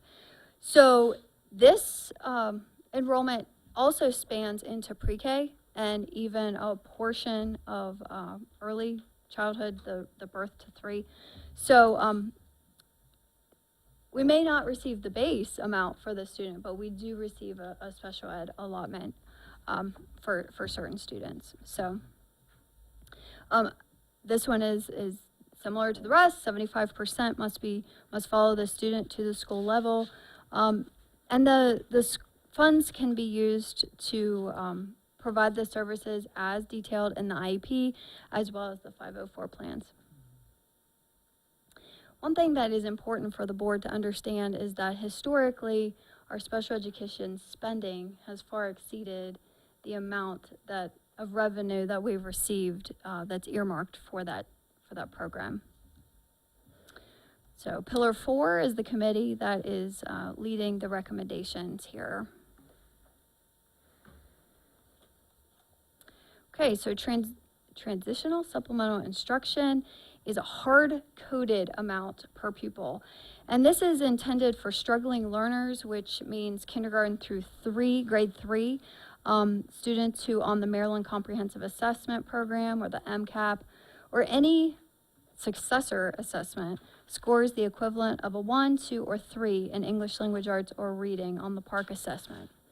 So this funding discontinues in fiscal year 27. So the methodology is that the increase in the foundation amount is supposed to be compensating for this decrease. We did receive the TSI funding in prior fiscal years, and it came to us as a very restricted piece of funding. The reporting requirements are pretty copious on this funding, and it's really pretty restrictive. You know, the allowable uses, as you can see here, are one-on-one and small group tutoring of not more than 4. Cross-age peer tutoring is allowed, but it's hard to spend money on that, you know. Screening, identifying, and addressing literacy deficits is also an allowable cost. Remember, this funding is only allowable for kindergarten students through grade 3. So there will not be any of this funding that's going to the middle schools, going to the high schools. And it's really intended for English language arts, but if the school system can justify spending on mathematics, we are allowed to do that. And we have done that in the past successfully. So. Okay, so last deep dive for tonight is on pre-kindergarten. This amount is hard-coded in statute as well. These students we do not receive the base or the foundation amount for these students. So what we're getting here and then a possible special education allocation is all that we're receiving for pre-K. So eligible students include 3 and 4-year-olds who are income eligible.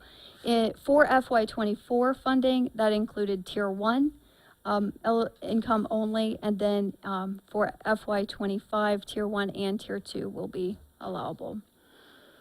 75% must follow the student to the school by program.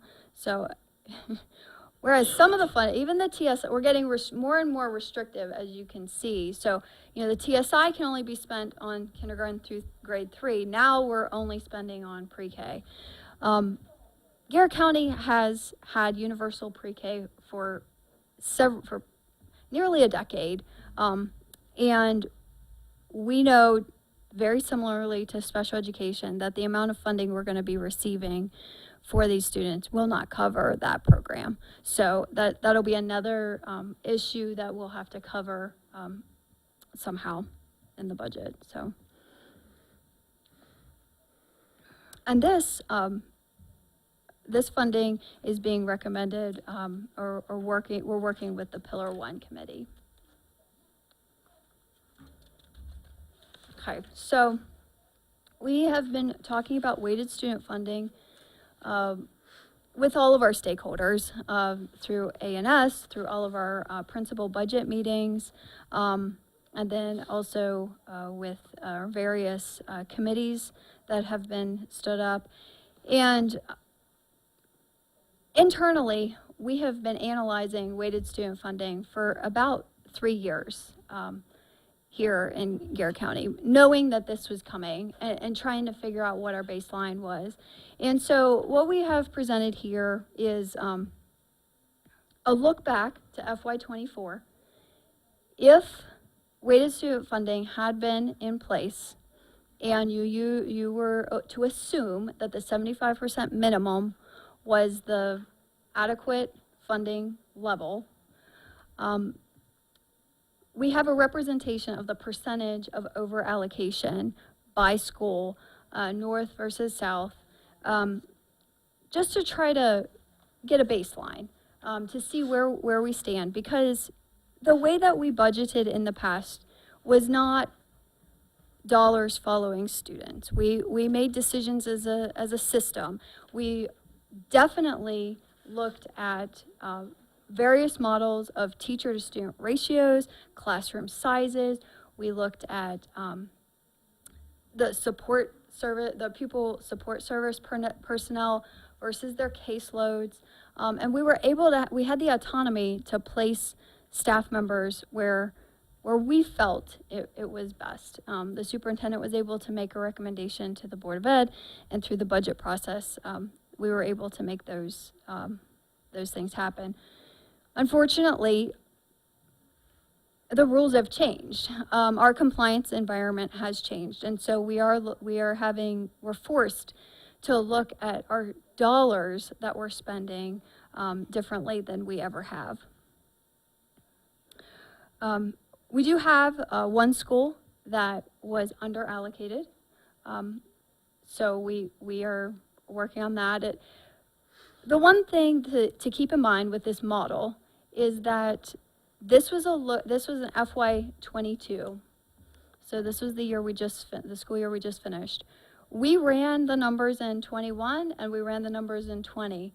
So the budget year that we're living right now, we have made decisions that are in place right now to try to get to better, a more even over allocation, if you will. So we believe that it's not as bad. We believe we're not under allocated or as grossly over allocated as you see here, because we've been trying to very methodically and smoothly make some changes. Unfortunately, the compliance is here now, and so we're required to completely budget by weighted student funding for 24, sorry, and 25. I think Yes. I think that Sorry. that slide kind of, in somewhat of a nutshell, is a problem. It's a summation of our problem. Our problem is that now that we're in weighted funding and it follows the student, there's going to be the discrepancies are going to be still in place. They're not going to go away simply because of who the student is that actually walks in that door and how much money follows them. Some schools are going to get students who bring in lots of money with them. Other schools are going to get students who bring in the lowest amount of money with them. And that's the amount of money that's going to be spent in that school. That could be a small school getting a tremendous amount of money, or it could be a large school getting a very small amount of money, depending upon who the person is. Mm-hmm. So, I know it's difficult for the average person in Garrett County to decipher that. But those are the rules. And if you don't play with the rules, then you get no money. So, you know, it's, in a nutshell, that's simple as I can make it. Yeah. So then the other test that we were looking at was the 75-25 split. And so this is a very high level analysis of the 75-25 split, because when we go into FY24, when our budget is developed and presented and then approved, we'll have to prove by funding program, by program and by school, that that money was spent. This is just overall. If the money was spent in a school, you know, this is how it went. So we did hit of our total unrestricted budget. This does not include any of the federal funds. It doesn't include Judy Center or Title I or any of our special ed restricted funds.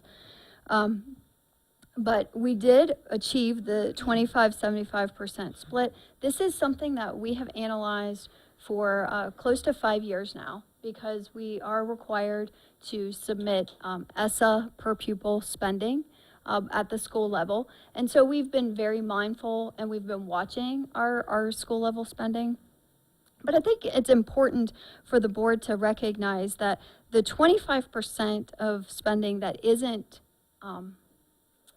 going to the actual school level, still a lot of that funding is going to student-driven initiatives. So Hickory Environmental Center, our preschool birth through 3, which includes some special education students and then some overflow spending from Judy Center, as well as student transportation, are all included in that 25%. So the administrative support of the central office in Donut Road is the bottom number.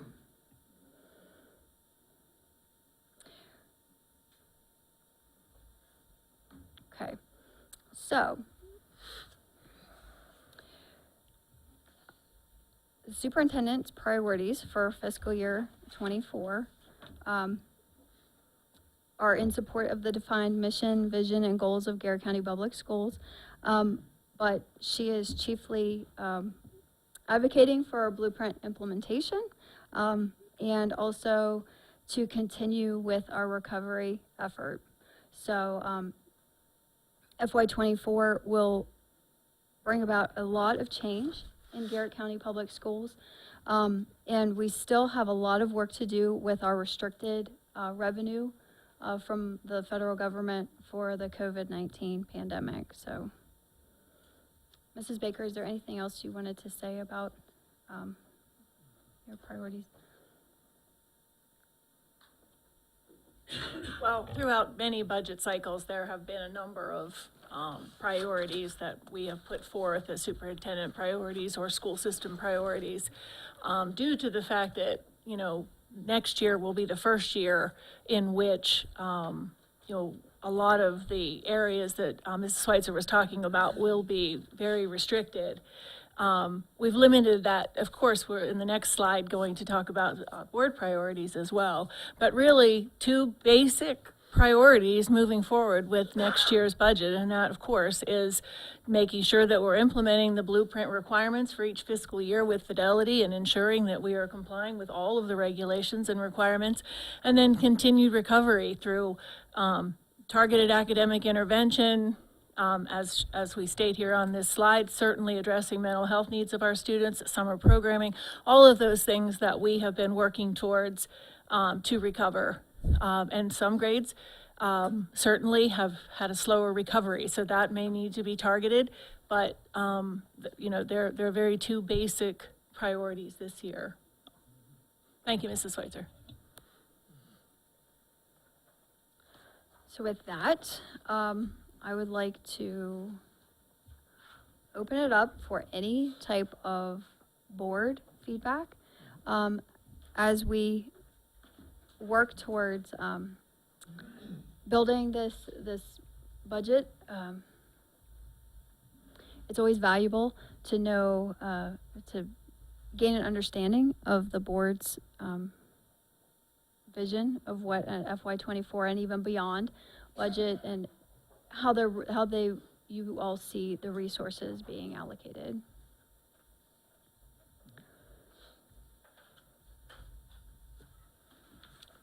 Floor is open, gentlemen. If someone has something they would like to put Yeah, out. so looking at the requirements, you know, and the restricted nature of the funds that follow the student, which I get that, I appreciate that.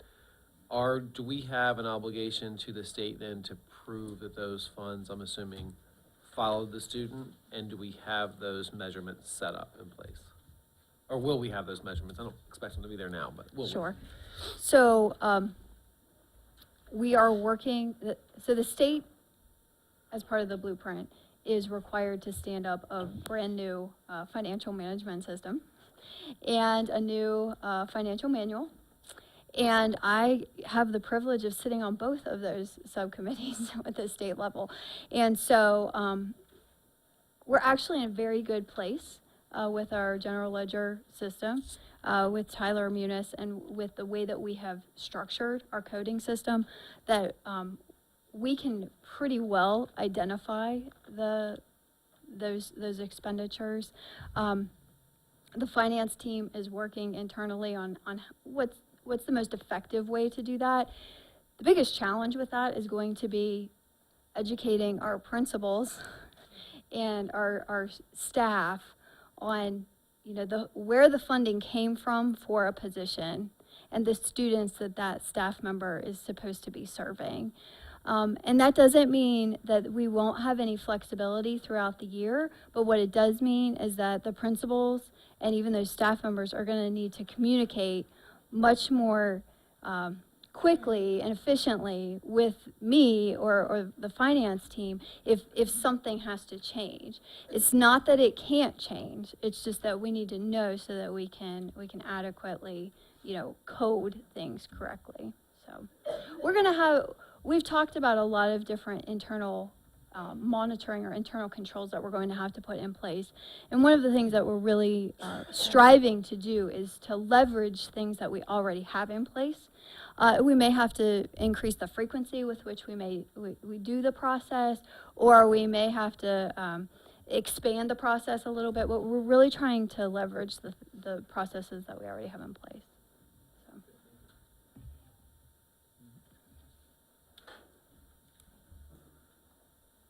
You might explain, Allison, too, that we're still waiting on funding amounts from the state.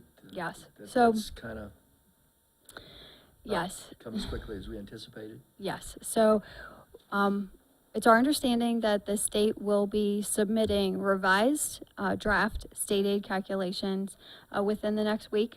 There was an error. An error in the comptroller's office relative to the wealth calculations, and so there have been some changes even in the county's grant numbers and revenue numbers that have changed. So we fully anticipate having those numbers for the March meeting.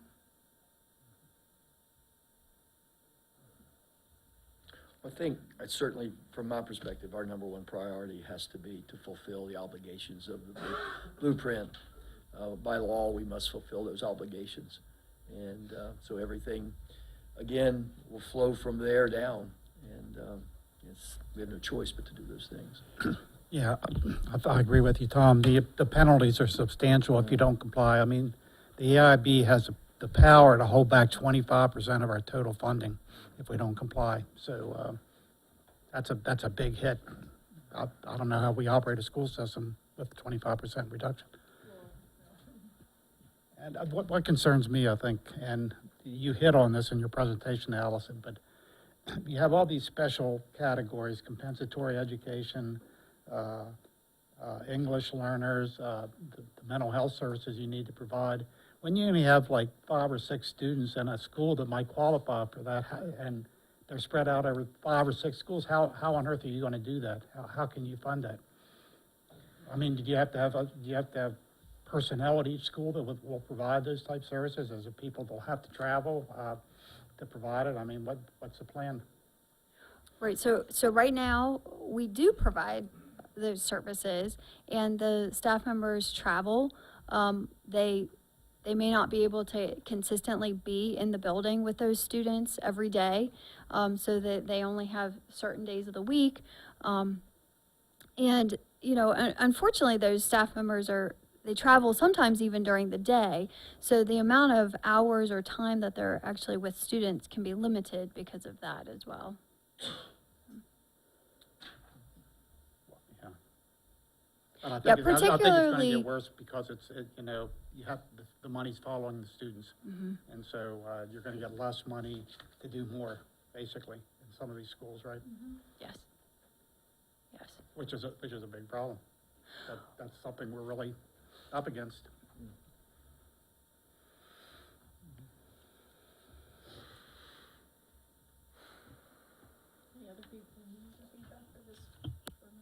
You might want to share the timeline that you have. Sure. For the public to see what our timeline is to try to get to a budget. Okay, so right now our tentative timeline includes a presentation of draft state aid calculations in March. April 3rd, we are on the agenda for the county commissioners meeting. Dr. Miller and I will be presenting how the blueprint for Maryland's future is and the implementation is affecting Garrett County Public Schools. And then on May 9th, we will be presenting the superintendent's proposed budget, and we hope for a board adoption on June 13th. So, Anything else? Anyone? Sure. Budget, the recovery money is going to run out, the federal dollars that are coming into our school system. And so how are you compensating? I mean, it's supposed to be for recovery. And I guess the theory is that by the time the money runs out, you'll have everybody in good shape, right? But we know that's not going to be the case. So, you know, theory. the money that we're spending on recovery efforts right now is going to go away. So how are we going to put that in the budget? well, Mr. Glockfeldy, we're talking about FY24 right I now. know, but I like to think ahead. So we have copious amounts of worksheets and charts on all of the personnel and all of the spending, what all we're doing, and how we're going to be shifting that. Either we're shifting it into the unrestricted budget, or we may have to find other restricted funds that may allow that cost to be embedded.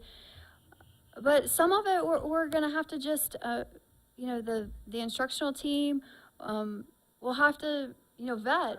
Is it something that we really can sustain, or has that program outlived its useful life, and we're going to move to something else? So all of those, all of that prioritizing is happening all the time, and we're very mindful of which positions are in what funding source. So believe me, we are very. To me, it's similar. No, I'm sorry. Go ahead. You're doing this analysis on what works the best, and so if you have to prioritize when you run out of money, you'll know where we can most effectively spend the money. Yes. To get the similar results. To me, it's like, when there's a new initiative at the state level and they give you a startup grant of a 2 or 3 year grant, knowing that it will eventually run out and how you will sustain that afterwards. So we have done that work with other grants that we've had, and prioritizing when we know the funding is going to run out, and really looking, as you said, at each program and where we're allocating dollars, and do we want to continue, shift it someplace else, or phase it out. There's really not too many choices. We have to do one of them. So we'll do that with this funding as well, and hope that it all, goes to as the second priority, to as much recovery and moving our students forward as we can. A large percentage of it was also used for one-time purposes. So, we were able to purchase new curricular resources, and we were able to purchase licenses that, you know, we can use, we can see, you know, like, so we really very strategically planned that. Well, Dr. Miller and her team very strategically planned those expenses, and they're monitoring it through, so. Yeah, well, we certainly appreciate the job you do in that regard. And a lot of staff development, you know, because it's really, there's a lot of change right now in education, and so a lot of the dollars went to staff development. Yes. Thank you, Allison. Thank you. Thank you. Okay, our final presentation this evening is the blueprint implementation update for pillars 2, 3, and 4. Thank you. All the best.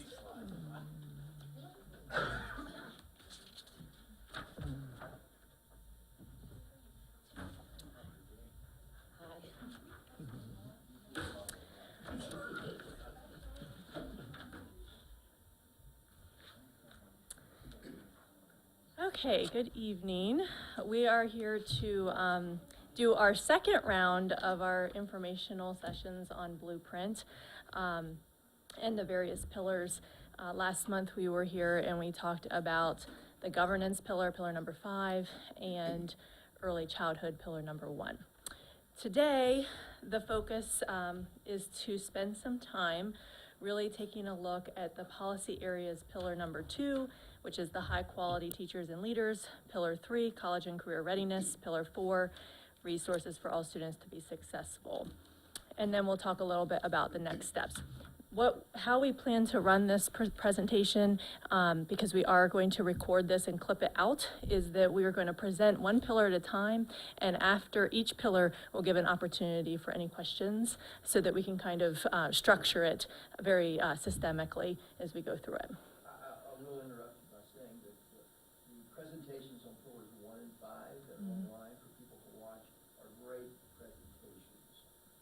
Thank you. If you know nothing about the blueprint, if you'll spend 20 minutes on each of those 2 pillars, you will know everything you need to know. Yes. So they're very well done. Yes, thank you. Yeah, and pillar 3 for the ELA section posted today, so there's another one already up, and those are really short snippets, usually somewhere between 15 and 20 minutes, whereas this particular presentation will be significantly longer because we're covering all 3 pillars, some instructional pillars. So with that, we'll go ahead and get started with pillar 2, and Dr. Wilderson is here to present on this pillar. Well, good evening. So pillar 2, I always say, starts with the leaders in mind. So this is a pillar that's really trying to increase the quality of our profession. Looking at what we're doing to sustain, you can go ahead and go to the next. Looking what we're doing to sustain the goals and objectives to meet that. So I do want to share that we do have a diverse committee. Now this is just the main committee, but we do have additional subcommittees. So we have some of our teachers and leaders within the county. We also show our partners with higher ed, and we appreciate all the work that everyone has done. Mr. Heimball is our newest addition as a board member to this pillar. So again, we welcome him in that. So the goals of this committee, this particular pillar is broken into 5 different objectives. So the first one is to transform our teaching profession into a state-of-the-art area where we are increasing teachers and leaders to be similar to other professions, similar to their educational credits. We're also trying to improve the professional development efforts to create a sustainable and a diverse population. We are trying to support all of our schools in providing the teachers as job-embedded professional development and peer collaboration that's during that school day. As we look in this, we'll look at a career ladder for a 60-40 split and how we divide that time up. In that career ladder, this is something that would be continuous growth of improvement. How people move on this career ladder will depend on how they improve the quality of their own personal as well as looking at the profession. But by by increasing the rigor of the teacher profession program and raising the compensation to be more competitive, our expectations are that we certainly will see that elevation with our staff. So another goal in this particular pillar is to look at how we can increase the titles, responsibilities, and autonomy for our teachers as leaders to keep them in the classroom. And something that will occur is that there'll be a pathway for teacher leaders looking at how they're leading in their own school. Maybe it may be a department head or somebody that is working with the students for intervention. Also in the administrator's track, there will be licensed principals and master's distinguished principals. So we'll look at how we can continue to work on improving the leaders. But in addition to that, we are looking at how we're going to increase the number of teachers and leaders that are achieving the National Board Certification.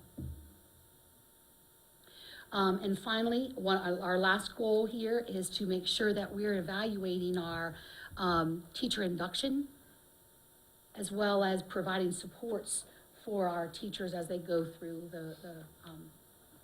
the induction phase. So looking at objective one, looking at recruiting and supporting a high quality and diverse workforce, Garrett County's always had a very strong recruitment process. One thing that we are additionally doing, being more a concentrated effort on making sure we have a diverse population, making sure we're reaching out to colleges that have a diverse population to make sure that our student population is mirroring our teachers' population. One of the accomplishments that we wanted to share is the National Board Certification component in this pillar is Objective 3. And one thing that's a requirement that occurred July 1st of this past year, anyone that was eligible to receive the salary enhancement of $10,000, they have to be nationally board certified, but they also have to teach 60% of their day.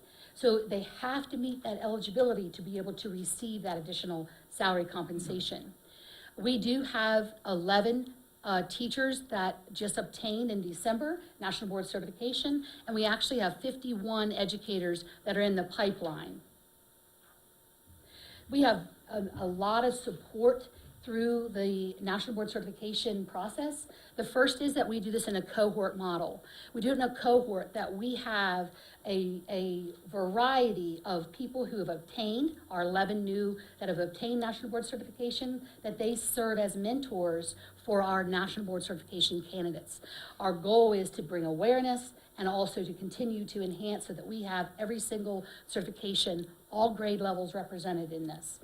Additional supports is that we are part of what's called the National Board Certification Network. We make sure we talk across the state through Maryland Think Tank to not just represent Garrett County candidates, but also across the state of Maryland and nationally. So we're really trying to make sure we have supports and resources in their hands. This slide shows, these are the 11 people that we have in our school system right now. We're very proud of all of them. There are a couple that do not meet the definition of teacher the way it is written, of being a teacher of record and teaching 60% of their day. So those that do not meet the definition are not eligible for that $10,000 salary enhancement. This objective is Objective 2. And what Objective 2 in this pillar is looking at, what are we doing to work with our higher education? What are we doing to partner to make sure that we have streamline of the teacher preparation programs? In the blueprint, it has changed the requirement so that our student teachers are in their teacher placement for 100 days, 100 consecutive days. So we're working to make sure the alignment of what the student teacher is doing is also something that is occurring in the classroom. So when we hire them, it's a seamless transition. In this particular Grow Your Own pillar, we have, we're working with Garrett College, and other higher eds to make sure that we have the child development associates. It's not a degree, it's a certification, to make sure that they have the intricate skills to work with our pre-K and K students. We also have a pipeline for our support staff to obtain an AA degree, and we also have the higher ed connection and partnerships for our support staff that want to further their education from an associate's to a bachelor's, and we also have a very strong partnership with Frostburg State University and the Maryland Accelerates program. So some of the committee work that we are doing is we are continuing to explore how we can develop this career ladder. Everything will be done with our negotiations, with our bargaining units, to ensure that we are building in that career ladder that has different tiers and activities within each tier to advance. And the first is, as I said, that $10,000 for National Board Certification. There is an additional $7,000 that a National Board Certified teacher would receive if we had a low-performing school. It's important to note that Garrett County does not have a low-performing school designated by the state at this time. Another item in this particular pillar is that we have to show that we've increased our teachers' salaries over 10% over 2019 to 2024. In addition, we have to show that our starting salaries by July 1st of 2026 meet the threshold of $60,000. Additionally, in this work, we want to make sure that we're continuing to expand the possibilities of all of our teachers to obtain National Board Certification should they want to.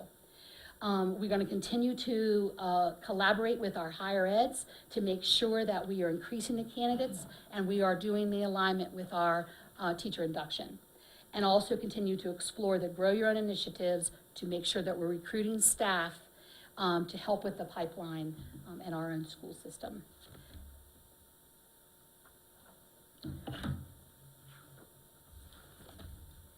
On this particular slide, what I'd like to share is that we are continuing to analyze and explore the hiring practices and recruitment efforts, continuing to look at our teacher induction and mentoring programs for our newly hired educators to ensure we have a robust level of support.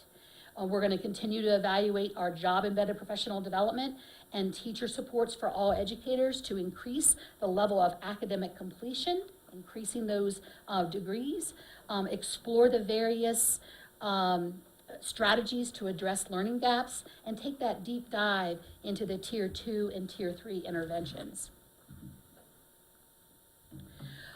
This slide shows a timeline, and I wanted to capture all of the mandates that we have in this pillar. Again, the first is the National Board Certification, salary compensation, which I've stated that we've already implemented. Also, we're continuing to monitor that 10% increase from July 1st of 2019 to July 30th, 2024. The career ladder implementation that will exist July 1st of 2024. And the starting teacher salary of $60,000 on July 1st, 2026.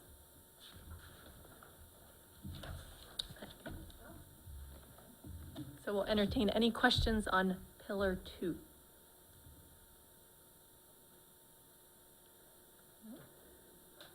This one is pretty much cut and dry right now with our mandates. I know there will be a lot of questions as we continue to develop our career ladder. That'll take a lot of work, and we definitely entertain lots of feedback. Yeah, some people need to understand, the National Board Certification is not an easy certification to get. It takes many years, right, to get through Yeah, that? it can. So there are 4 components in the National Board Certification completion of that. It is something that we have 51 in the pipeline. We have 20 of those individuals that are trying to get all 4 completed. It is a major task. It's a lot of work. A lot of work, of course, that's beyond their regular duty day, that they are continuing to improve and reflect on their own practices. I have been told is the best professional development that teachers have ever gone through to obtain that national board certification. Might have had an effect on that, right? We didn't have 51 in the program 2 years No. ago, right? No, we did not. So There's it's, a small little list over, that our teachers throughout the years that have obtained it, and it was a very low number. Not up there. Historically. It's not up there, no. It It used could- to. It will be The up there 11 again. names, the 11 names are getting added right now. Yeah, and actually, in a couple board meetings, we do want to bring in those national board certified teachers to recognize them. I think it's important to note too that the $10,000 is not a stipend. That is correct. It's a salary enhancement. That's exactly right. Now, they continue with that $10,000 salary enhancement as long as they have an active national board certification. That's correct.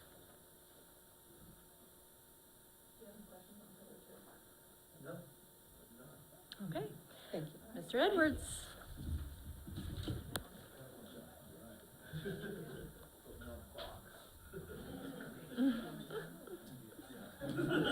Well, unfortunately, pillar number 3 is not quite as cut and dry. Pillar number 3 is the largest pillar, by far probably. It's very comprehensive and, see if I can. It is, really, if you look at pillar number 3, you can break it into four components.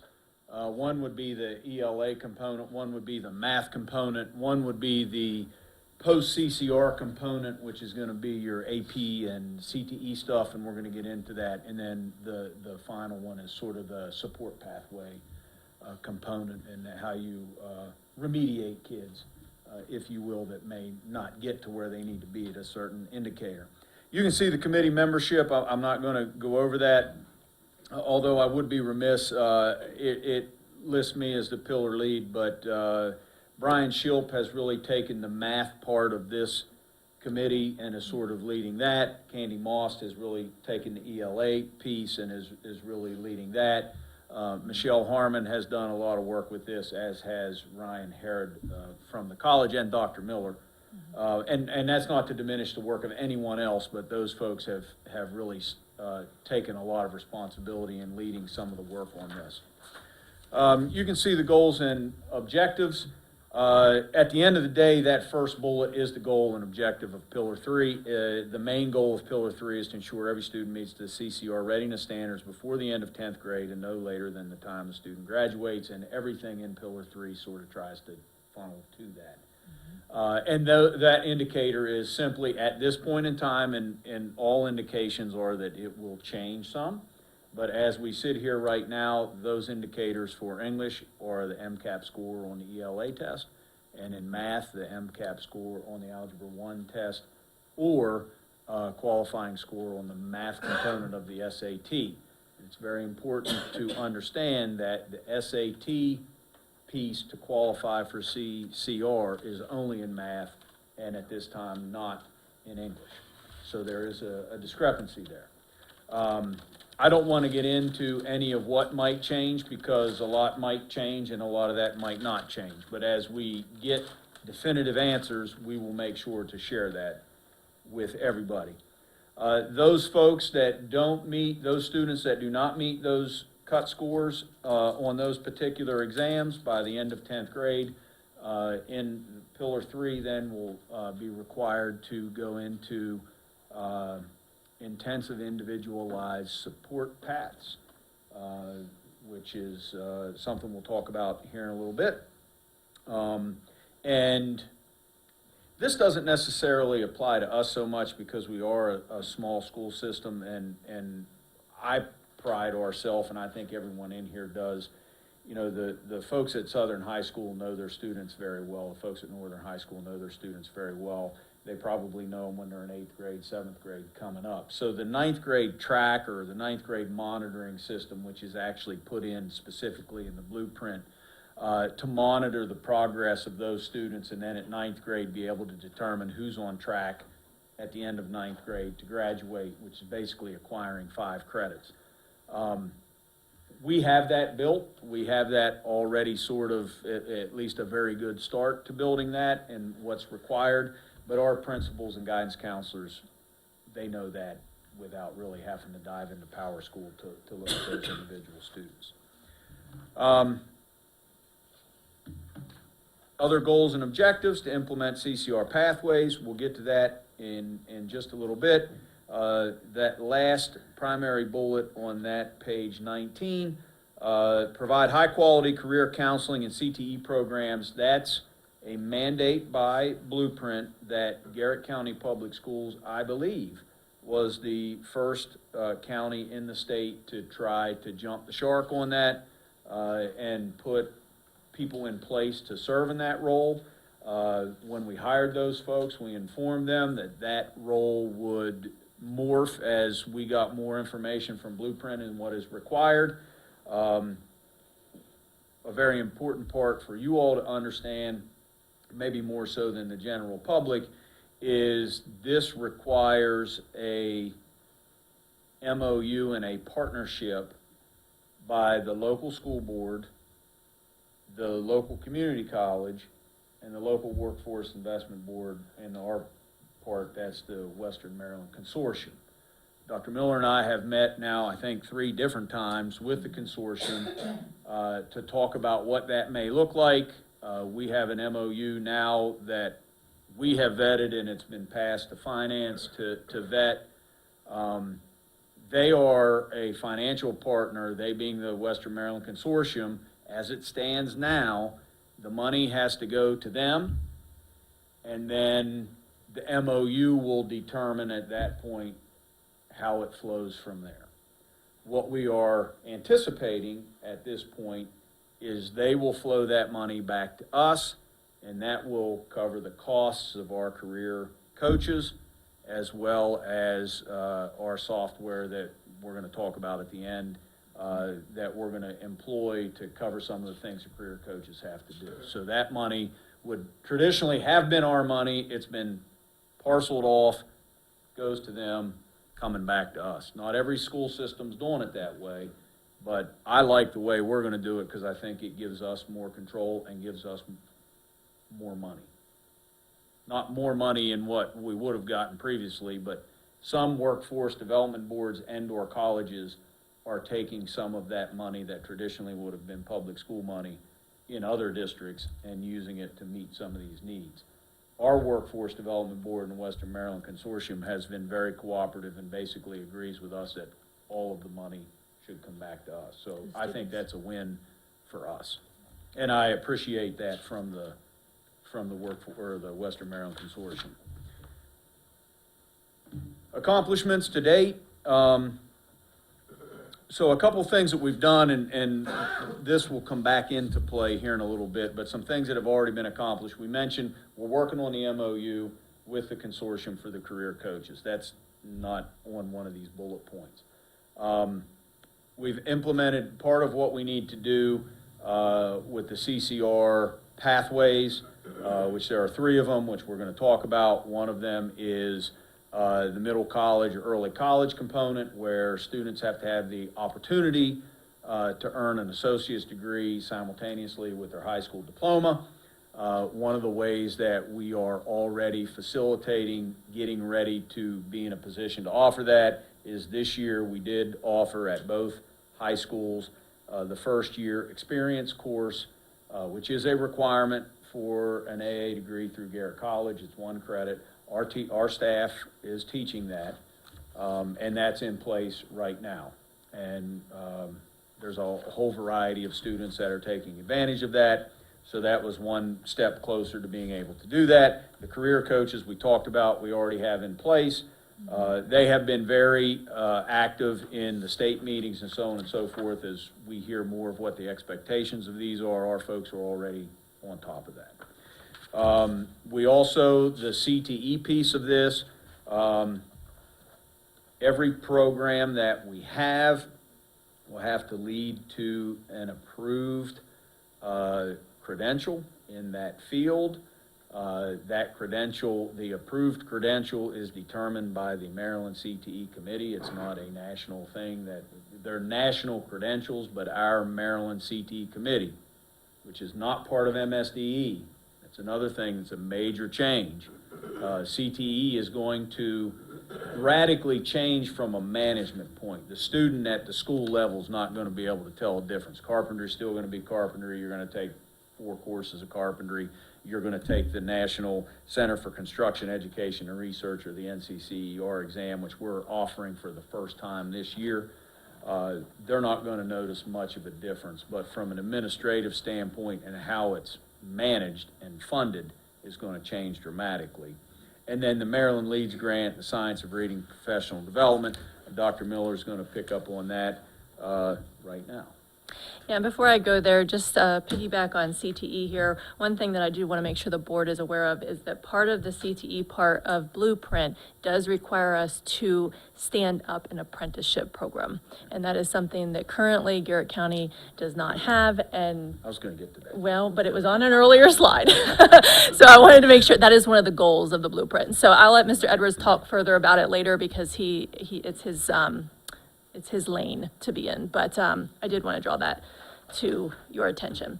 So going to the ELA components of this pillar work, the Insights Needs Assessment is an area of focus for this part of the pillar work, but this Insight Needs Assessment could have also been talked about under Pillar 2.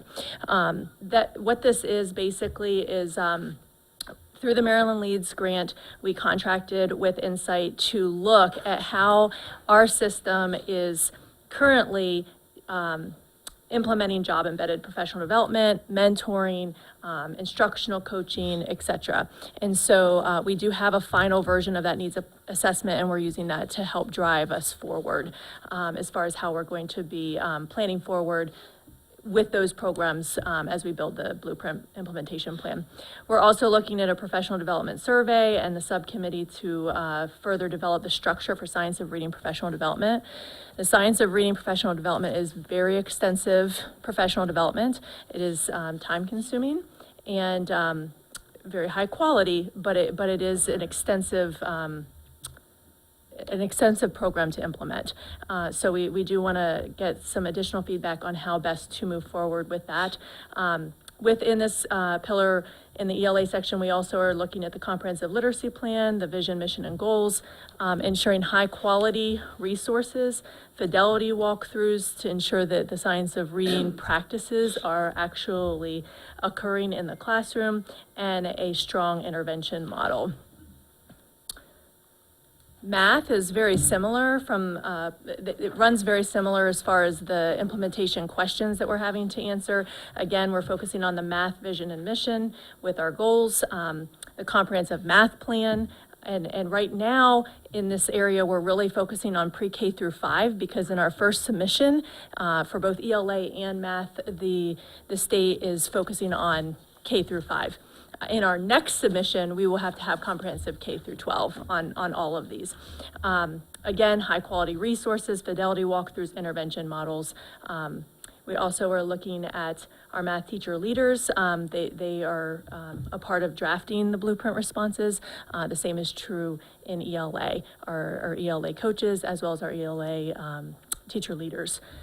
And we're looking at different models for coaching opportunities at schools as we move forward.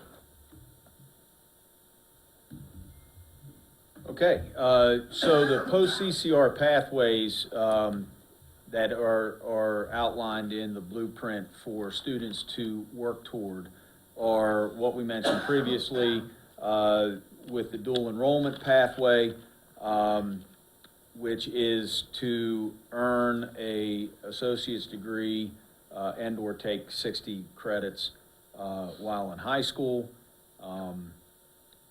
An AP pathway, an advanced degree pathway. There are options in there. Garrett County Public Schools is using AP or advanced placement because we have those courses in place, whereas IB and Cambridge, we don't. Matter of fact, the Cambridge diploma, no one in the state of Maryland offers as of right now. IB, I think 5 counties offer that. I'm sure there might be a few more, but for our staffing levels and what our community students and teachers are used to, we're sticking with AP and then the CTE component.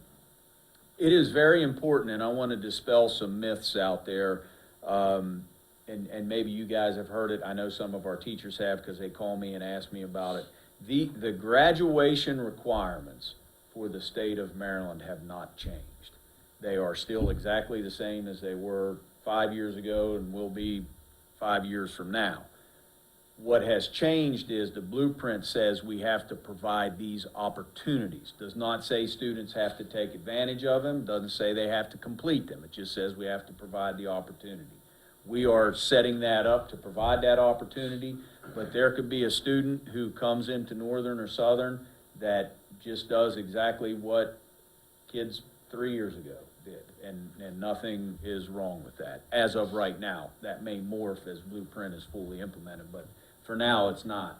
So for our dual enrollment associate's degree path, basically it's around 60 credits. To give you a comparison of that, we already offer in Garrett County, which is amazing if you think about it, we offer 25 classes right now concurrently with Garrett College that equal 75 credits.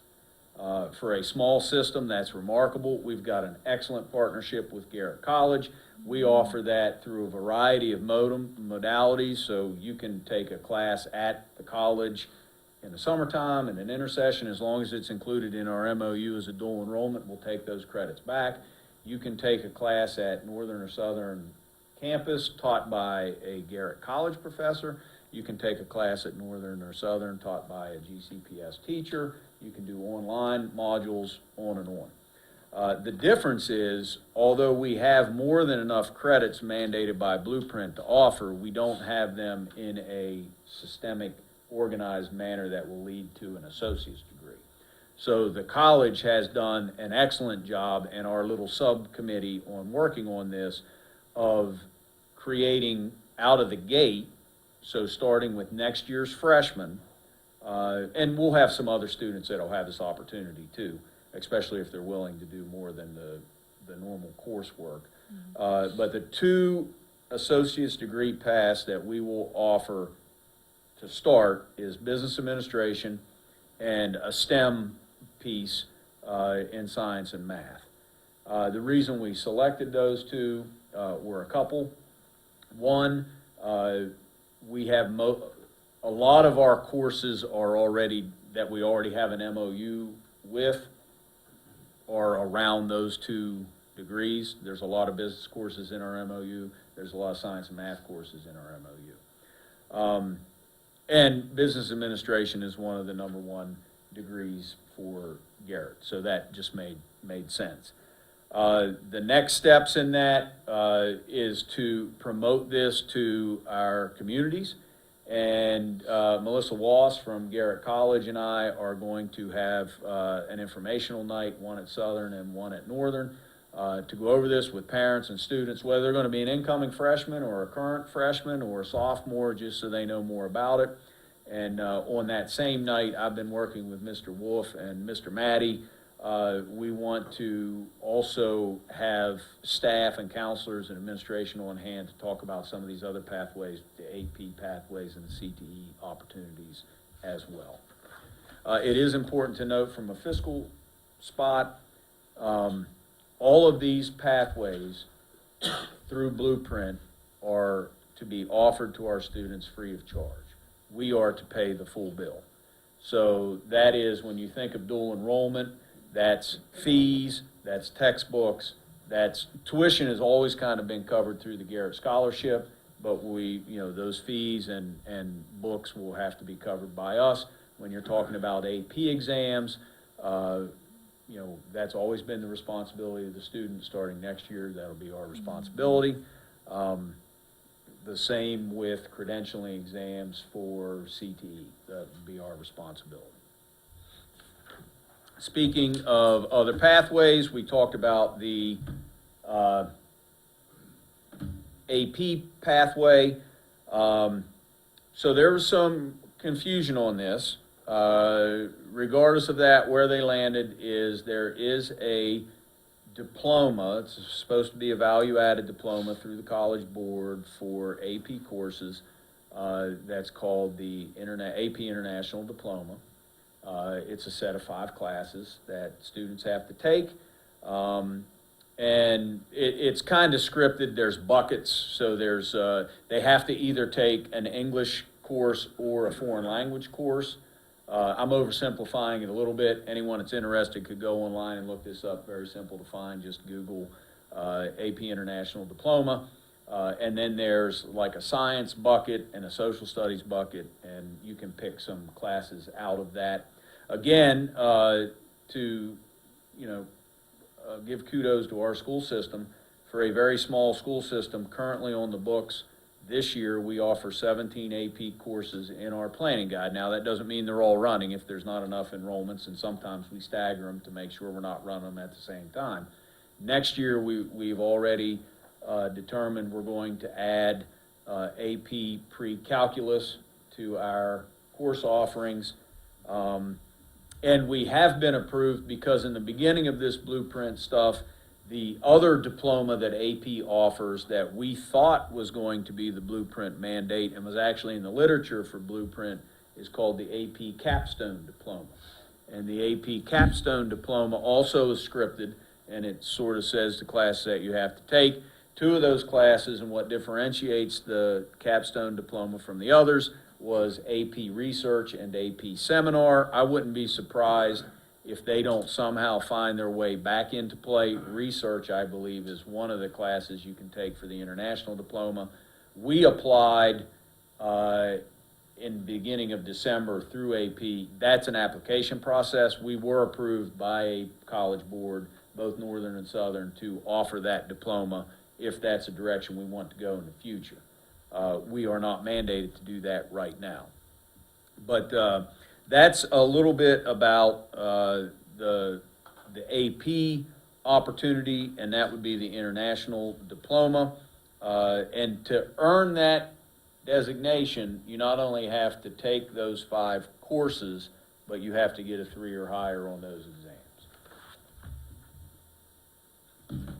And then the career and technical education piece, again, you're not going to notice a whole big difference on that, I don't think, for the average student or parent. One thing that is in the conversation is that some of the more book-oriented work, engineering, computer science, that type of stuff, may shift out of CTE as Maryland defines it now and into a dual enrollment option with the colleges. Still would be offered and so on and so forth, but you wouldn't earn a CTE, you wouldn't graduate as a CTE completer that way. The more hands-on stuff that we're accustomed to, auto mechanics, carpentry, machining, would stay there. It is required that they have an approved industry recognized credential that the MSD or the CTE committee through the AIB approved. Those have not been listed yet. We don't know what they are. My guess is we'll know probably in about 2 months. And again, we have to pay for those opportunities for students. The other thing that is different for Garrett County, we are one of 3 school systems currently that do not offer the Maryland Youth Apprentice Program. This is also a mandate that is kind of evolving. Not to get into the particulars on it, there are several apprentice programs in the state. One's an adult apprentice, one is a youth apprentice, one is a registered apprentice. That's a little bit different. Currently, we don't offer any of them. We are going to be mandated next year to do so. So we will. I've already talked to the state numerous times. I had a meeting last night with the person that actually created the Maryland Youth Apprentice Program. And that will be an opportunity for students to go into the workforce as a high school student. It's very similar to what we currently do with work-based learning or things that students have done. The difference is, they can graduate this way, so they wouldn't necessarily, and these can be programs that we don't currently offer. So if we had a student that wanted to graduate through an apprentice program in HVAC, we don't offer HVAC in the high schools. If Rush Services was willing to take on an apprentice or 2 or 3, and they would get registered with the state, we could send kids there. They could do that program, and they could graduate through, they would graduate as a Maryland Youth Apprentice completer, not an HVAC completer. They would be an apprentice completer, but they would do their apprentice through HVAC. They would have to be paid by the employer. That's one thing that's a mandate. And we have to hire a coordinator to manage it. And that is part of the program. It's a mandate by the state. It cannot be me, and it cannot be our career coaches. It does have to be someone separate. Alice and I have talked about this multiple times, as has the superintendent and Dr. Miller, and that's something that we're going to be working on as we move forward. But by 2032, 45% of our students will have to graduate as an apprentice or with a industry certification exam. Currently, we have 0 apprentice graduates, obviously. Matter of fact, the state average, even the counties that have robust programs, are graduating single-digit students in apprentice. It's not a popular program right now. And then certainly, we're looking to make sure that whatever credentials the CTE committee approves, that we will be set up that we can offer them.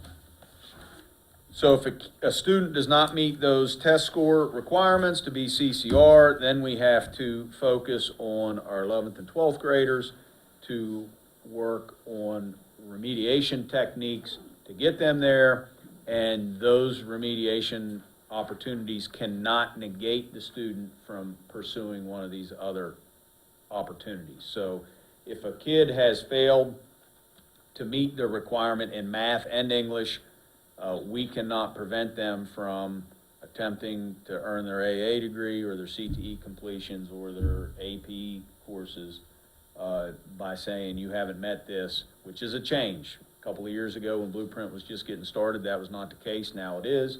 The other thing is, if they pass the course, we can't prohibit them from going to the next course in the sequence. So if a kid takes Algebra 1, they pass the Algebra 1 class at the school and don't get the score on the exam, we can't prevent them from taking the next course in the sequence, which right now would be geometry, and we would have to figure out a way to remediate them concurrently to the skills in Algebra 1 that they apparently did not have. And we also, at the same time, have to have an accelerated pathway, which we're working on primarily with the middle school, to allow kids to become CCR before they get to 10th grade. So we're working on that as well, and a lot of that with our middle school administration team. And then we mentioned with the Career Counseling Committee, one of the things that we are doing is purchasing a program called Naviance. Naviance is a very popular program in the state of Maryland. I think we might be the last county to adopt it. It is owned by Power School, so it integrates pretty seamlessly. So the big three then are Schoology, Power School, and Naviance. They're all owned by the same company, so the interface and everything will be very familiar to parents and so on. You can read everything there that it does, and it will be used by our career coaches and our counselors and our administrators, and parents can get on there and see their kids' interest inventories and all of that stuff. And it is going to replace, right now we are using the virtual job shadow program. It's under a different name now. It changed. We are ending our contract with them because we're moving to Naviance for a variety of reasons, but Naviance also has some of the components of that job shadowing program as well. So there'll be a lot of resources for our students and our staff to be able to tap into to use those programs. Questions? I tried to be thorough so you didn't have any questions.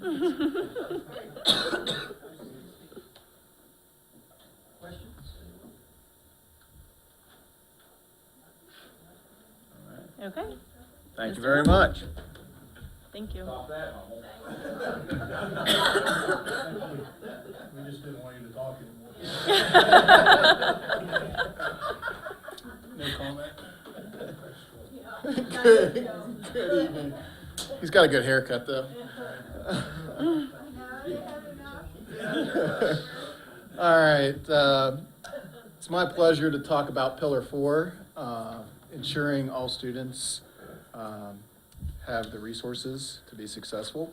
So once again, we have a committee, Dr. Mangus, who cannot be here, and myself co-lead the committee, and you can see the members there, parents, other local school system employees. Mr. Woods is a part of it, so Mr. Woods, if I misspeak on anything that we talked about, feel free to speak up. So no, but no, it's been a very good, and you know, I think, and I've said this a lot to our Pillar team, is that going through this, we do a lot of great things in Garrett County Public Schools, but this is an opportunity to enhance and refine what we're doing. And some of those opportunities will be growing pains for us and may include some struggles and that kind of stuff, but it's all for the betterment of our students. And with this pillar, that's what we're looking at. And a lot of the pillars, as you'll see, will overlap on what we do. I mean, Mr. Edwards was just talking Pillar 3 with counselors. There's so much that Pillar 4 will have to deal with counselors and elementary and all that good stuff. So we'll move into the goals. I'll kind of summarize these. Like I was just talking, opportunities to improve and enhance. And the areas that this pillar looks at specifically is English language learners, students with disabilities, student health and behavioral health services. And a big part of this pillar is looking at students that are being identified from low-income households, and we'll talk a little bit more about that later. But, you know, based on them coming in, data shows and everything else that, you know, we may need to provide extra supports with that, and specifically with concentration of poverty schools, and we'll discuss that here in a little bit. So we'll move on to English language learners. This is a program that is overseen by Mrs. Elliott, our coordinator of special programs. So a lot of this is looking at how we can coordinate things with families that come into our area. I know it was discussed at the last board meeting. As of right now, our English language students are all Spanish speaking. But, you know, we have to have a plan in place if we have a student that enrolls with a different language or background, and having the same services for those students and how we can support them. But not only the students and the families, but also our teachers that are trying to educate those students to the best of their ability. So, you know, we need to look at how we're going to be able to provide more resources and supports. We may have to think of non-traditional ways. You know, we may have to partner with, let's say, Allegheny County that may have a resource that we can use and use MOUs and that kind of thing. So, but, you know, as we go through that, I'm sure there's going to be a lot of professional development that we need to do for our staff, but also we need to do a lot of outreach for those families to make them understand what we're trying to teach. They're coming in possibly from another country into our county and not knowing our customs and just how we do things. So helping them to feel comfortable with what we're trying to do. And also just looking, like I said, staffing. You know, there's no mandates tied to this. One of them is tied to family coordination, but we can use that in a couple different ways. But just to make sure if we have specific needs with English language learners that we're meeting them, no matter what that language is. Next one is students with disabilities, and this is more Dr. Mangus's, so I told her I'd try to do my best. This isn't my lane, but you know, we do a lot of great things for our students with disabilities, and it's recognized across the state. But you know, like I said, this is an opportunity to continue to enhance and do a lot of things. One of them is our child find process. You know, a big thing that the state is always looking at, and what we're looking at, is that we're not over-identifying students with disabilities, but we're not under-identifying.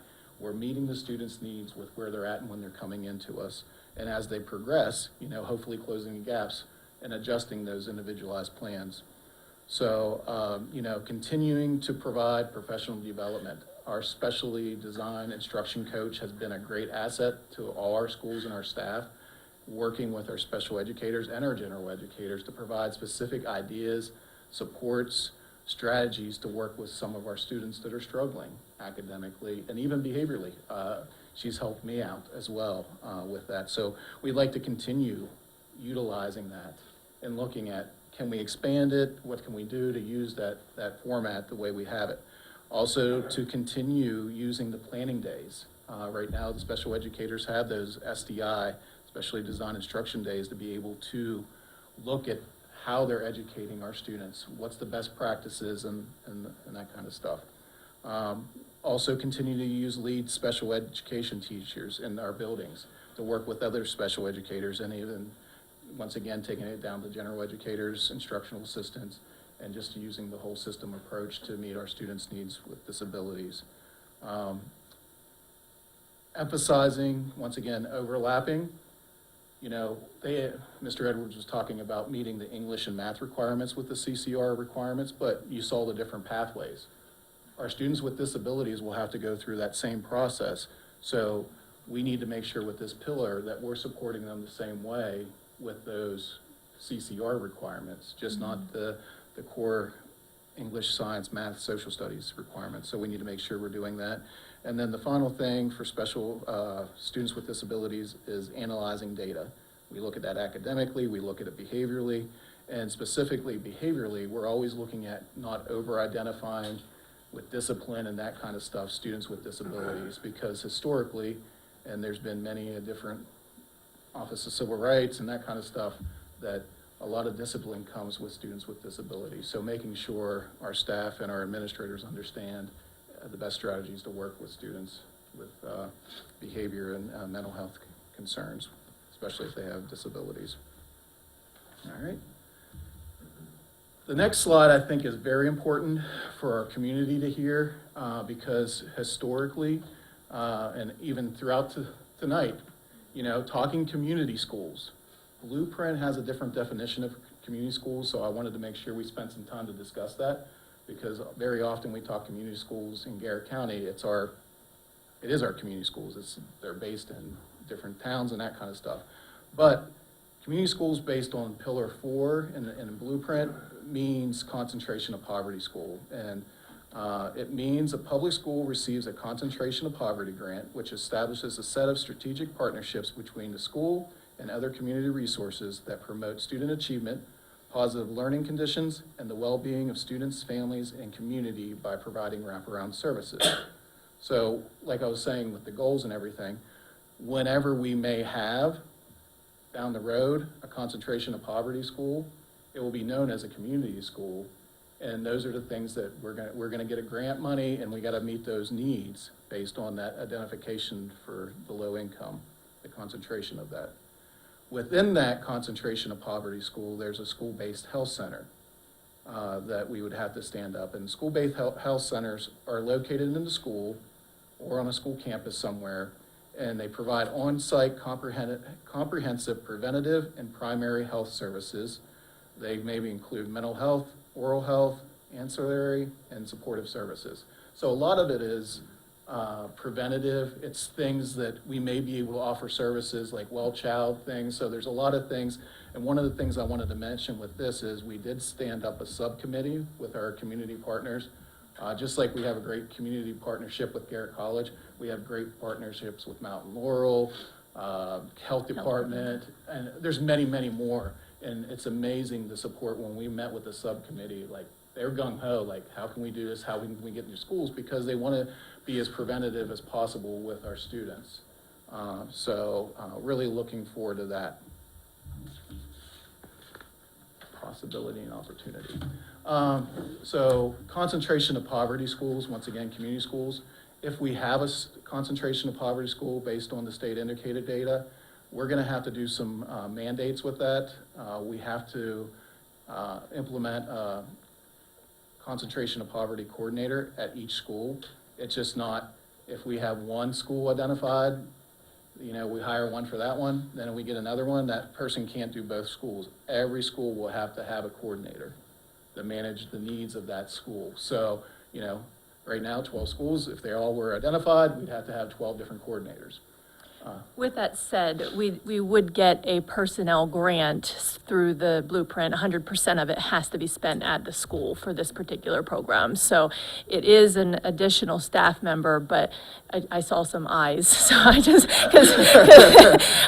but there is funding that we currently are not getting from the state at this moment in time for this school year that would have to be put in place, and we would get that funding to be able to stand that up. And full funding based on what? In other words, what does that coordinator get paid based on, I mean, I'm sure they're not gonna pay the same Grant County as our county.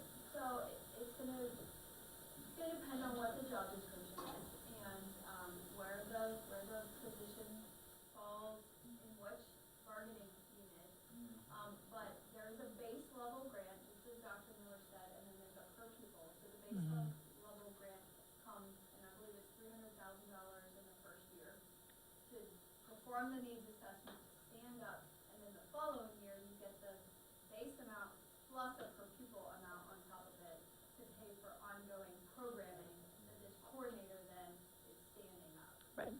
So, If you have an overage on the personnel grant, my understanding is that it can be applied to the programming piece as well, so. So, does that, the amount has to be spent in that fiscal year. Yes. And so it really becomes like that person, that role is really a fiscal manager of that grant. And making sure that their plan takes place within that time frame also. So there's a lot that goes into it, to be So- successful. is that grant supposed to cover the school-based, the health center? Okay. You guys are answering the rest, going through the rest of my slide up here now. Health officers, okay.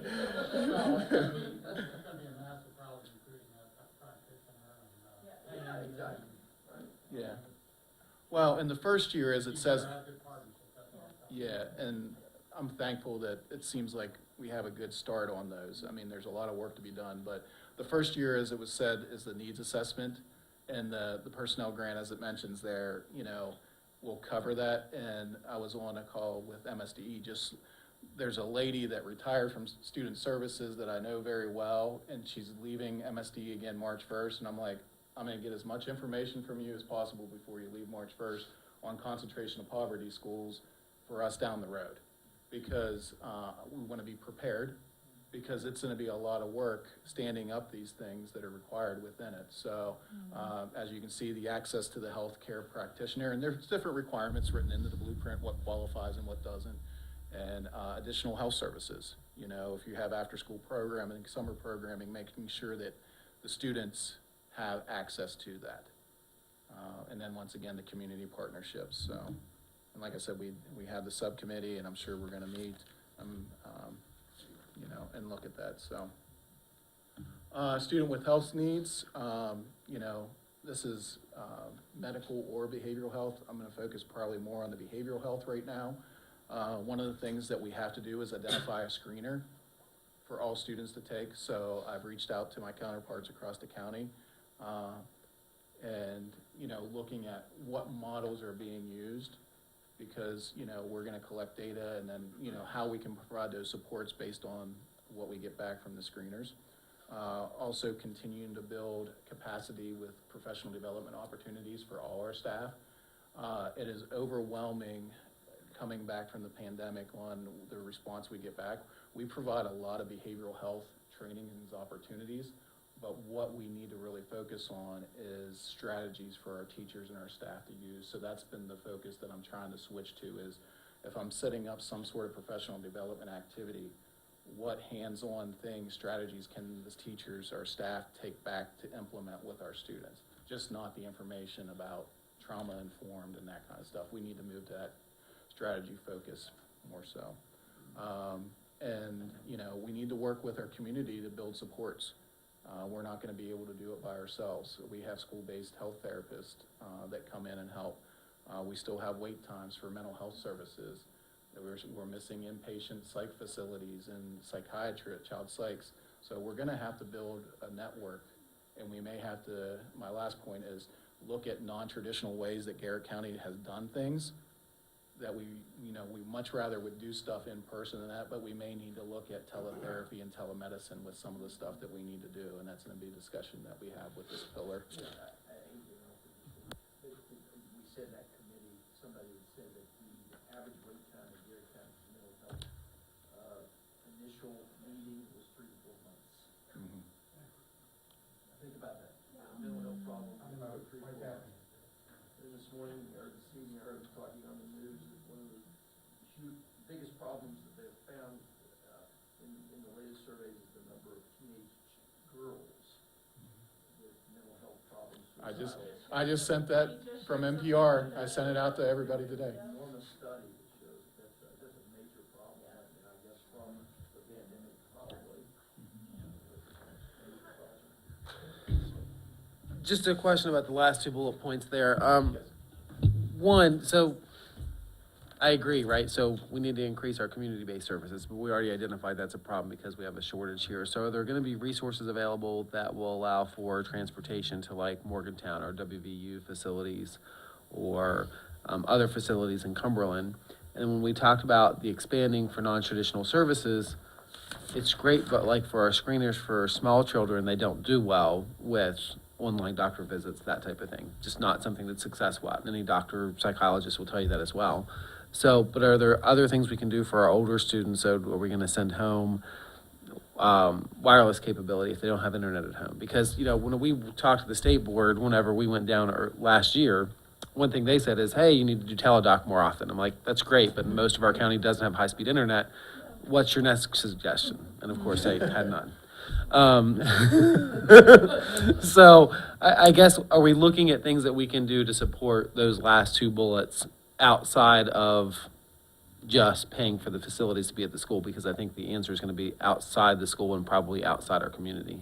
Yeah, and I think our answer is yes, we're still working through that, but to give you an example, I know when our subcommittee, Mountain Laurel, was looking at, do we need to buy a van to help transport, to get parents to the school-based health center? You know, looking at transportation, you know, do we do an MOU with Garrett Transit, that kind of stuff, to do that. With the school-based health center, I'm hoping that connectivity wouldn't be as much of an issue because we may be able to do some of those things during the school day instead of, you know, so there's different things that we can work through having a school-based health center from my understanding with some stuff, but you know, we would have to look at connectivity and that kind of stuff. We still, I work with the IT department when we have students going home and hospital because of different needs and that kind of stuff. We still have hotspots for some, but I still know in Garrett County, we have areas that hotspots won't even work. So we're gonna have to work through those issues when we're developing a plan and that kind of stuff. But yeah, no. So when I look at the school-based healthcare system, so, you know, we mentioned nurse practitioner and all that stuff. I think body health, you know, but we said one of our biggest focuses with this pillar will probably be mental health, right, and behavior. So I think that's completely different necessarily than, let's say, a medical home school-based system, right? So I think when we look at it, we need to look at both. As you know, is it behavior and emotional health, or is it physical, nutritional health? Because those are 2 different professions, and you're going to staff it completely different, and where's our highest need at? And I think what will happen, correct me if I'm wrong, Dr. Miller, because you sat on more of the concentration of poverty stuff than probably what I have, like, but if you have a school-based health center and you go through that whole big needs assessment, that needs, You're right. the needs assessment will say, where are your needs? Is it medical? Is it behavior? Is it mental health? And then that's where that concentration of poverty grant comes in that we need to spend out.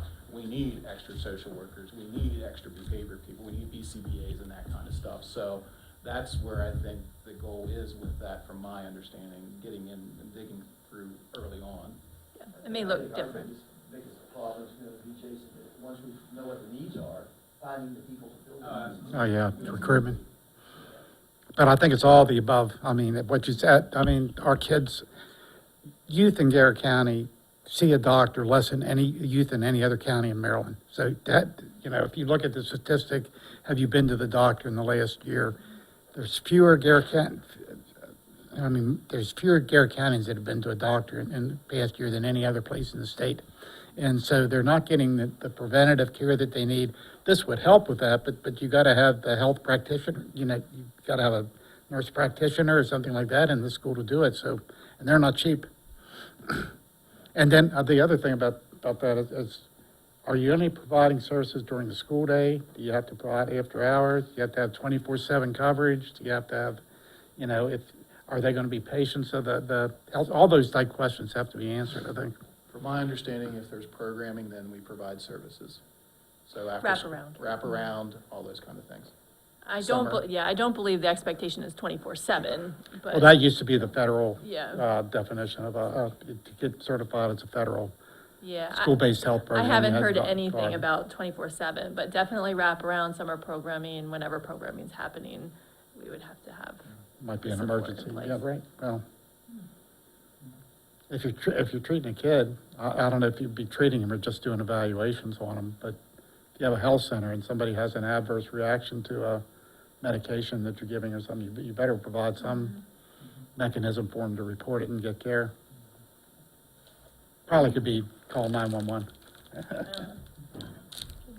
So there's a lot of opportunities and a lot of They do. challenges but, you know, working through the pillar and looking at that, there's a lot of work to be done. And I think in every pillar, but definitely the key areas that you spoke of.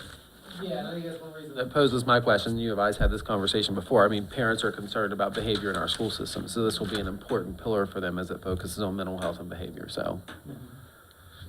Yeah, and the needs may look different based on the school. So if we eventually down the road have 3 community schools that are concentration of poverty schools, we may have different needs at those 3 schools. And the needs assessment would then drive the expenditures and the programming that we stand up for that school. And also the MOUs that we may have in place with partners.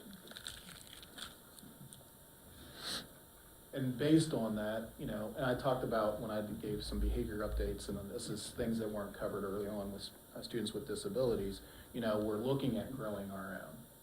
You know, we have a cohort of behavior people going through the BCBA, the Board Certified Behavior Analysis, because we're not finding them. So I got teachers that are interested in going through the cohort to become certified in that, knowing that we may have that need down the road. And hopefully, you know, growing our own, we can do that. Also providing the RBT training for our assistants and that they get into it, and looking at, you know, we've also done stuff where, you know, going back to become a teacher with some things.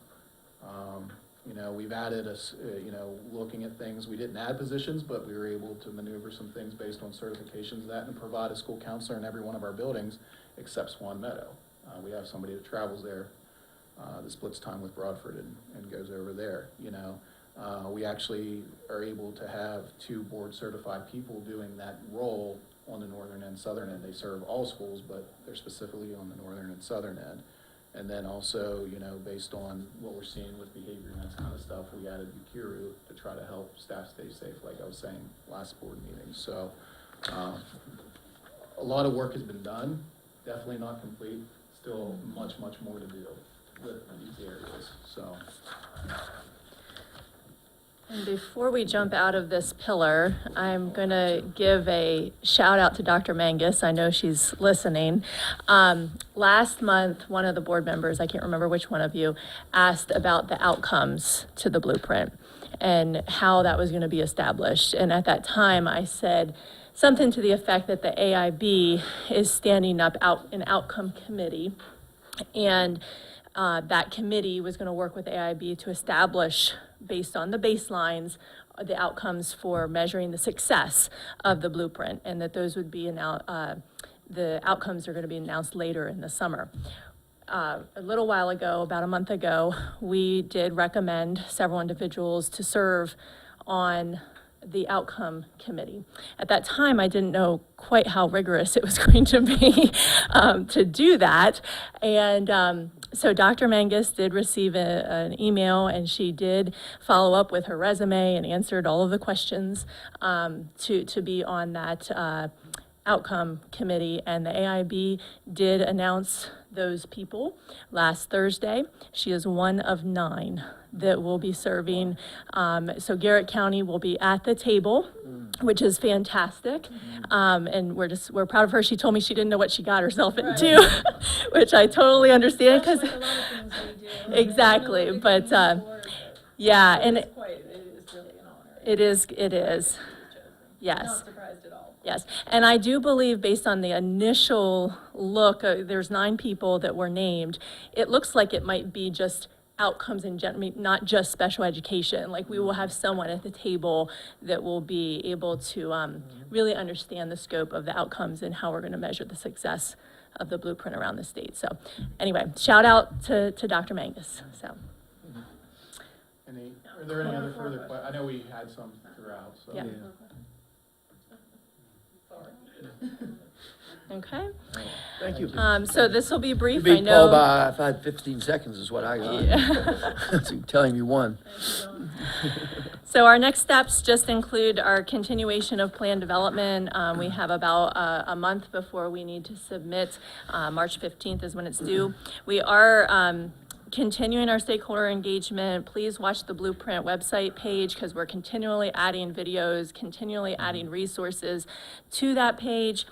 And we are scheduling a community feedback meeting, and I noticed that I failed to put the date actually on this slide. It is March 1st, and it will be from 6 to 7:30 at Garrett College. And then, of course, we will finalize the submission for the So it's March at 15th. Garrett College. It is at Garrett College, yeah. And then the last slide is just some additional resources. I wanted to make sure I highlighted the AIB pillar graphics. The last time we put this on a slide, they were from earlier this fall. They have since revised them, and so they're continuing to revise and update. So these are updated AIB pillar graphics. So I just wanted to make sure that was out publicly as well. So with that, we'll conclude unless there's any other questions. Hearing none, we will move on to Alexis. Very comprehensive, thank you. Yeah, thank you so much. So with GCSC, the members met virtually on January 22nd, where we started planning workshops and discussion groups for the General Assembly. That is actually tomorrow. At this meeting, we will also be holding SMOB elections to elect a new SMOB candidate for next school year. Each student council member is bringing in a hygiene product item tomorrow to help put together a hygiene product drive. And our Green Turtle fundraiser was a huge success, and we're actually planning another fundraiser at Uno's February 20th to help raise some more money. Southern Student High School is adding finishing touches on decorations for the winter homecoming that is set for this Saturday, February 18th at the school.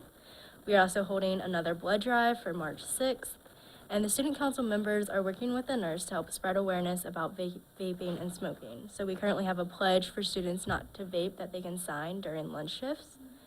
The Northern Student Council is working on wrapping up the selling wooden roses for Valentine's Day, and they're also working on organizing a field day for the school.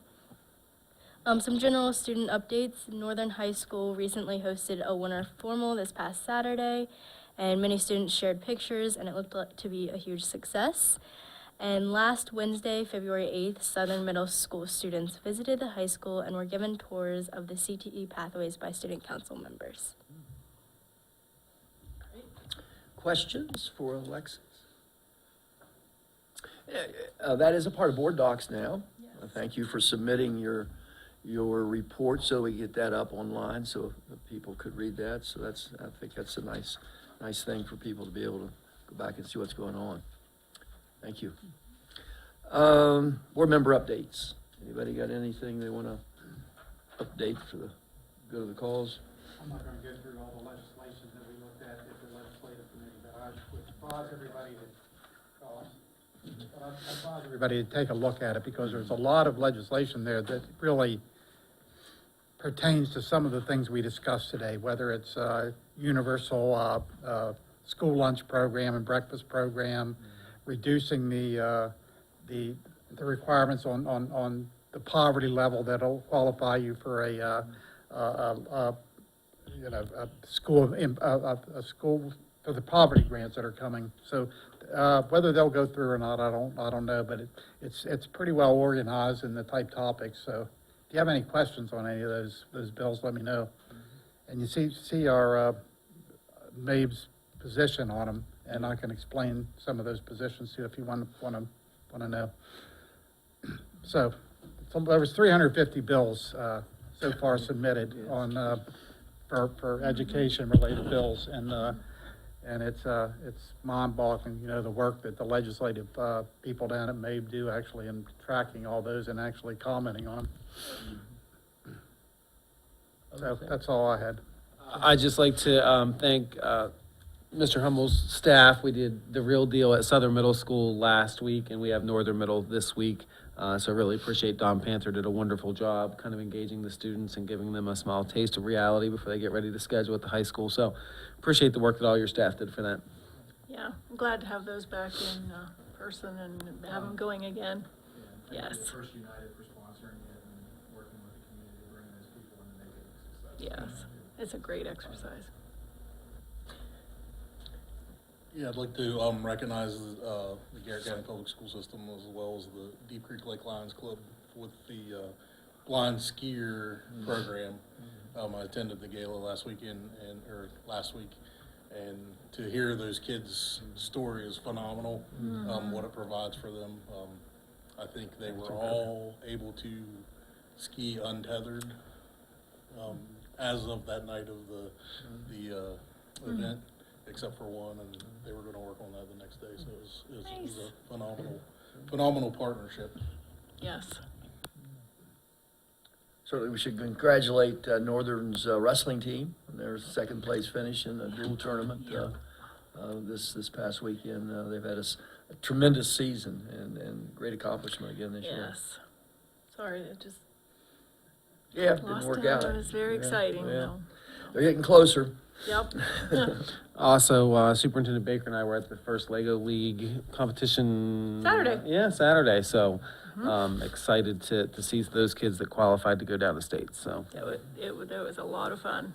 It was a lot of fun. Thank you for being there. Anything else? Okay, superintendent's report. Okay, so I do have two things that I'll be very brief on both of them. Part of the putting the update, as I said last month, at this time in the agenda is to perhaps address anything that was said earlier. So I do want to, because I know this has been talked about as well at the board level. The one comment the public comment that was made about the Swan Meadow out of areas that either were denied or not, or not approved. And so I have the exact information that I'd like to clarify, and that is that Swan Meadow did have 5 out of areas, not 5 families, 5 students non-approved. 3 of the initial denials were appealed and approved, and those 3 students were able to start the school year at Swan Meadow.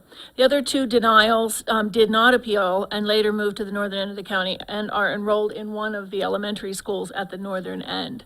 There is no record this year of anyone who was denied attending Swan Meadow for an out of area and then decided to do parent home instruction instead.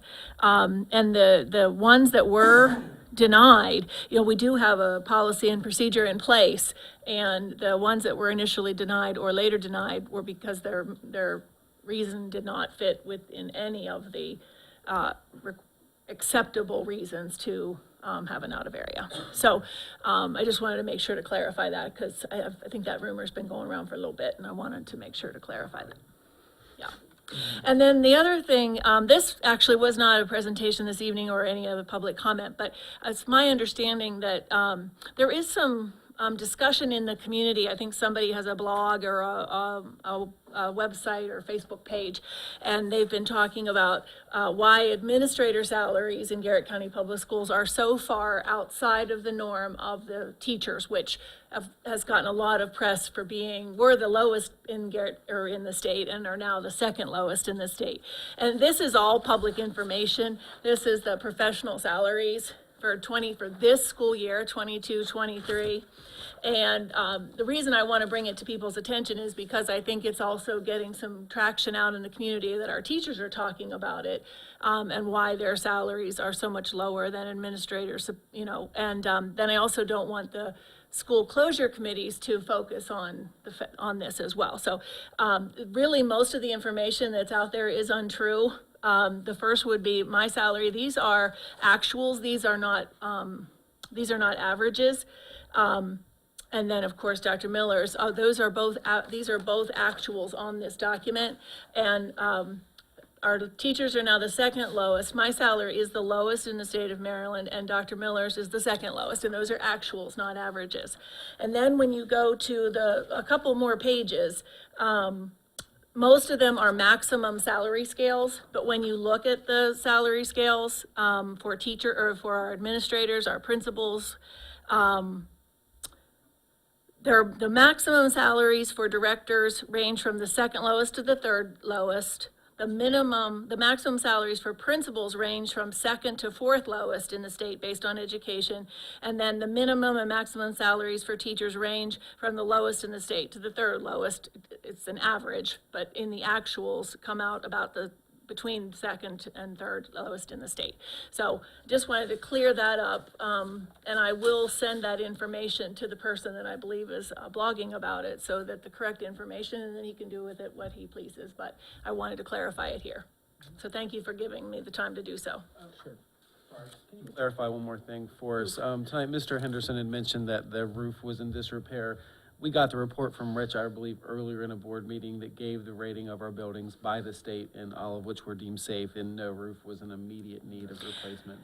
I think you mentioned Broadford specifically, that, that has been an issue that's been discussed here many times. It is not in the greatest of shape. However, I think saying it's in danger of collapsing, I believe is what he said, I think is inaccurate. We would not have students in a building that had a roof that was, that close to collapse. And I'm glad that you asked about that, because we certainly have them inspected. It's not in as great a shape as Southern Middle's, because that one has been replaced. But we certainly would never put students in a building that had a roof that had an imminent collapse. So. I've seen some emails that are coming through tonight about the meeting in Pleasant Valley, changing the meeting time from 5 to 6, and I thought they made a good point. There's a lot of farm families that are still milking and getting, and so is that something we could consider, moving that to 6 o'clock? We actually, after we put the times and dates out tonight, we're going to put the rest of the press out tomorrow morning. So I was going to ask the board if they wanted to entertain that. I think we did get a couple of, I think I got only 1 or 2. You may have gotten more than that, but we can certainly change that as to the, I thought they made good points, but, Are you saying you want to move it to 6 Sure. to 8? 6 days. 6 to 8? It's 5 to 7:30 now, so it would be 6 6 to 8:30 then. Okay, great. That'll Both be places. well received. Well, do you want to consider both, or just the Swan Meadow? Both arguments are valid. I think if we move one, we probably should move both, just so we don't get people confused.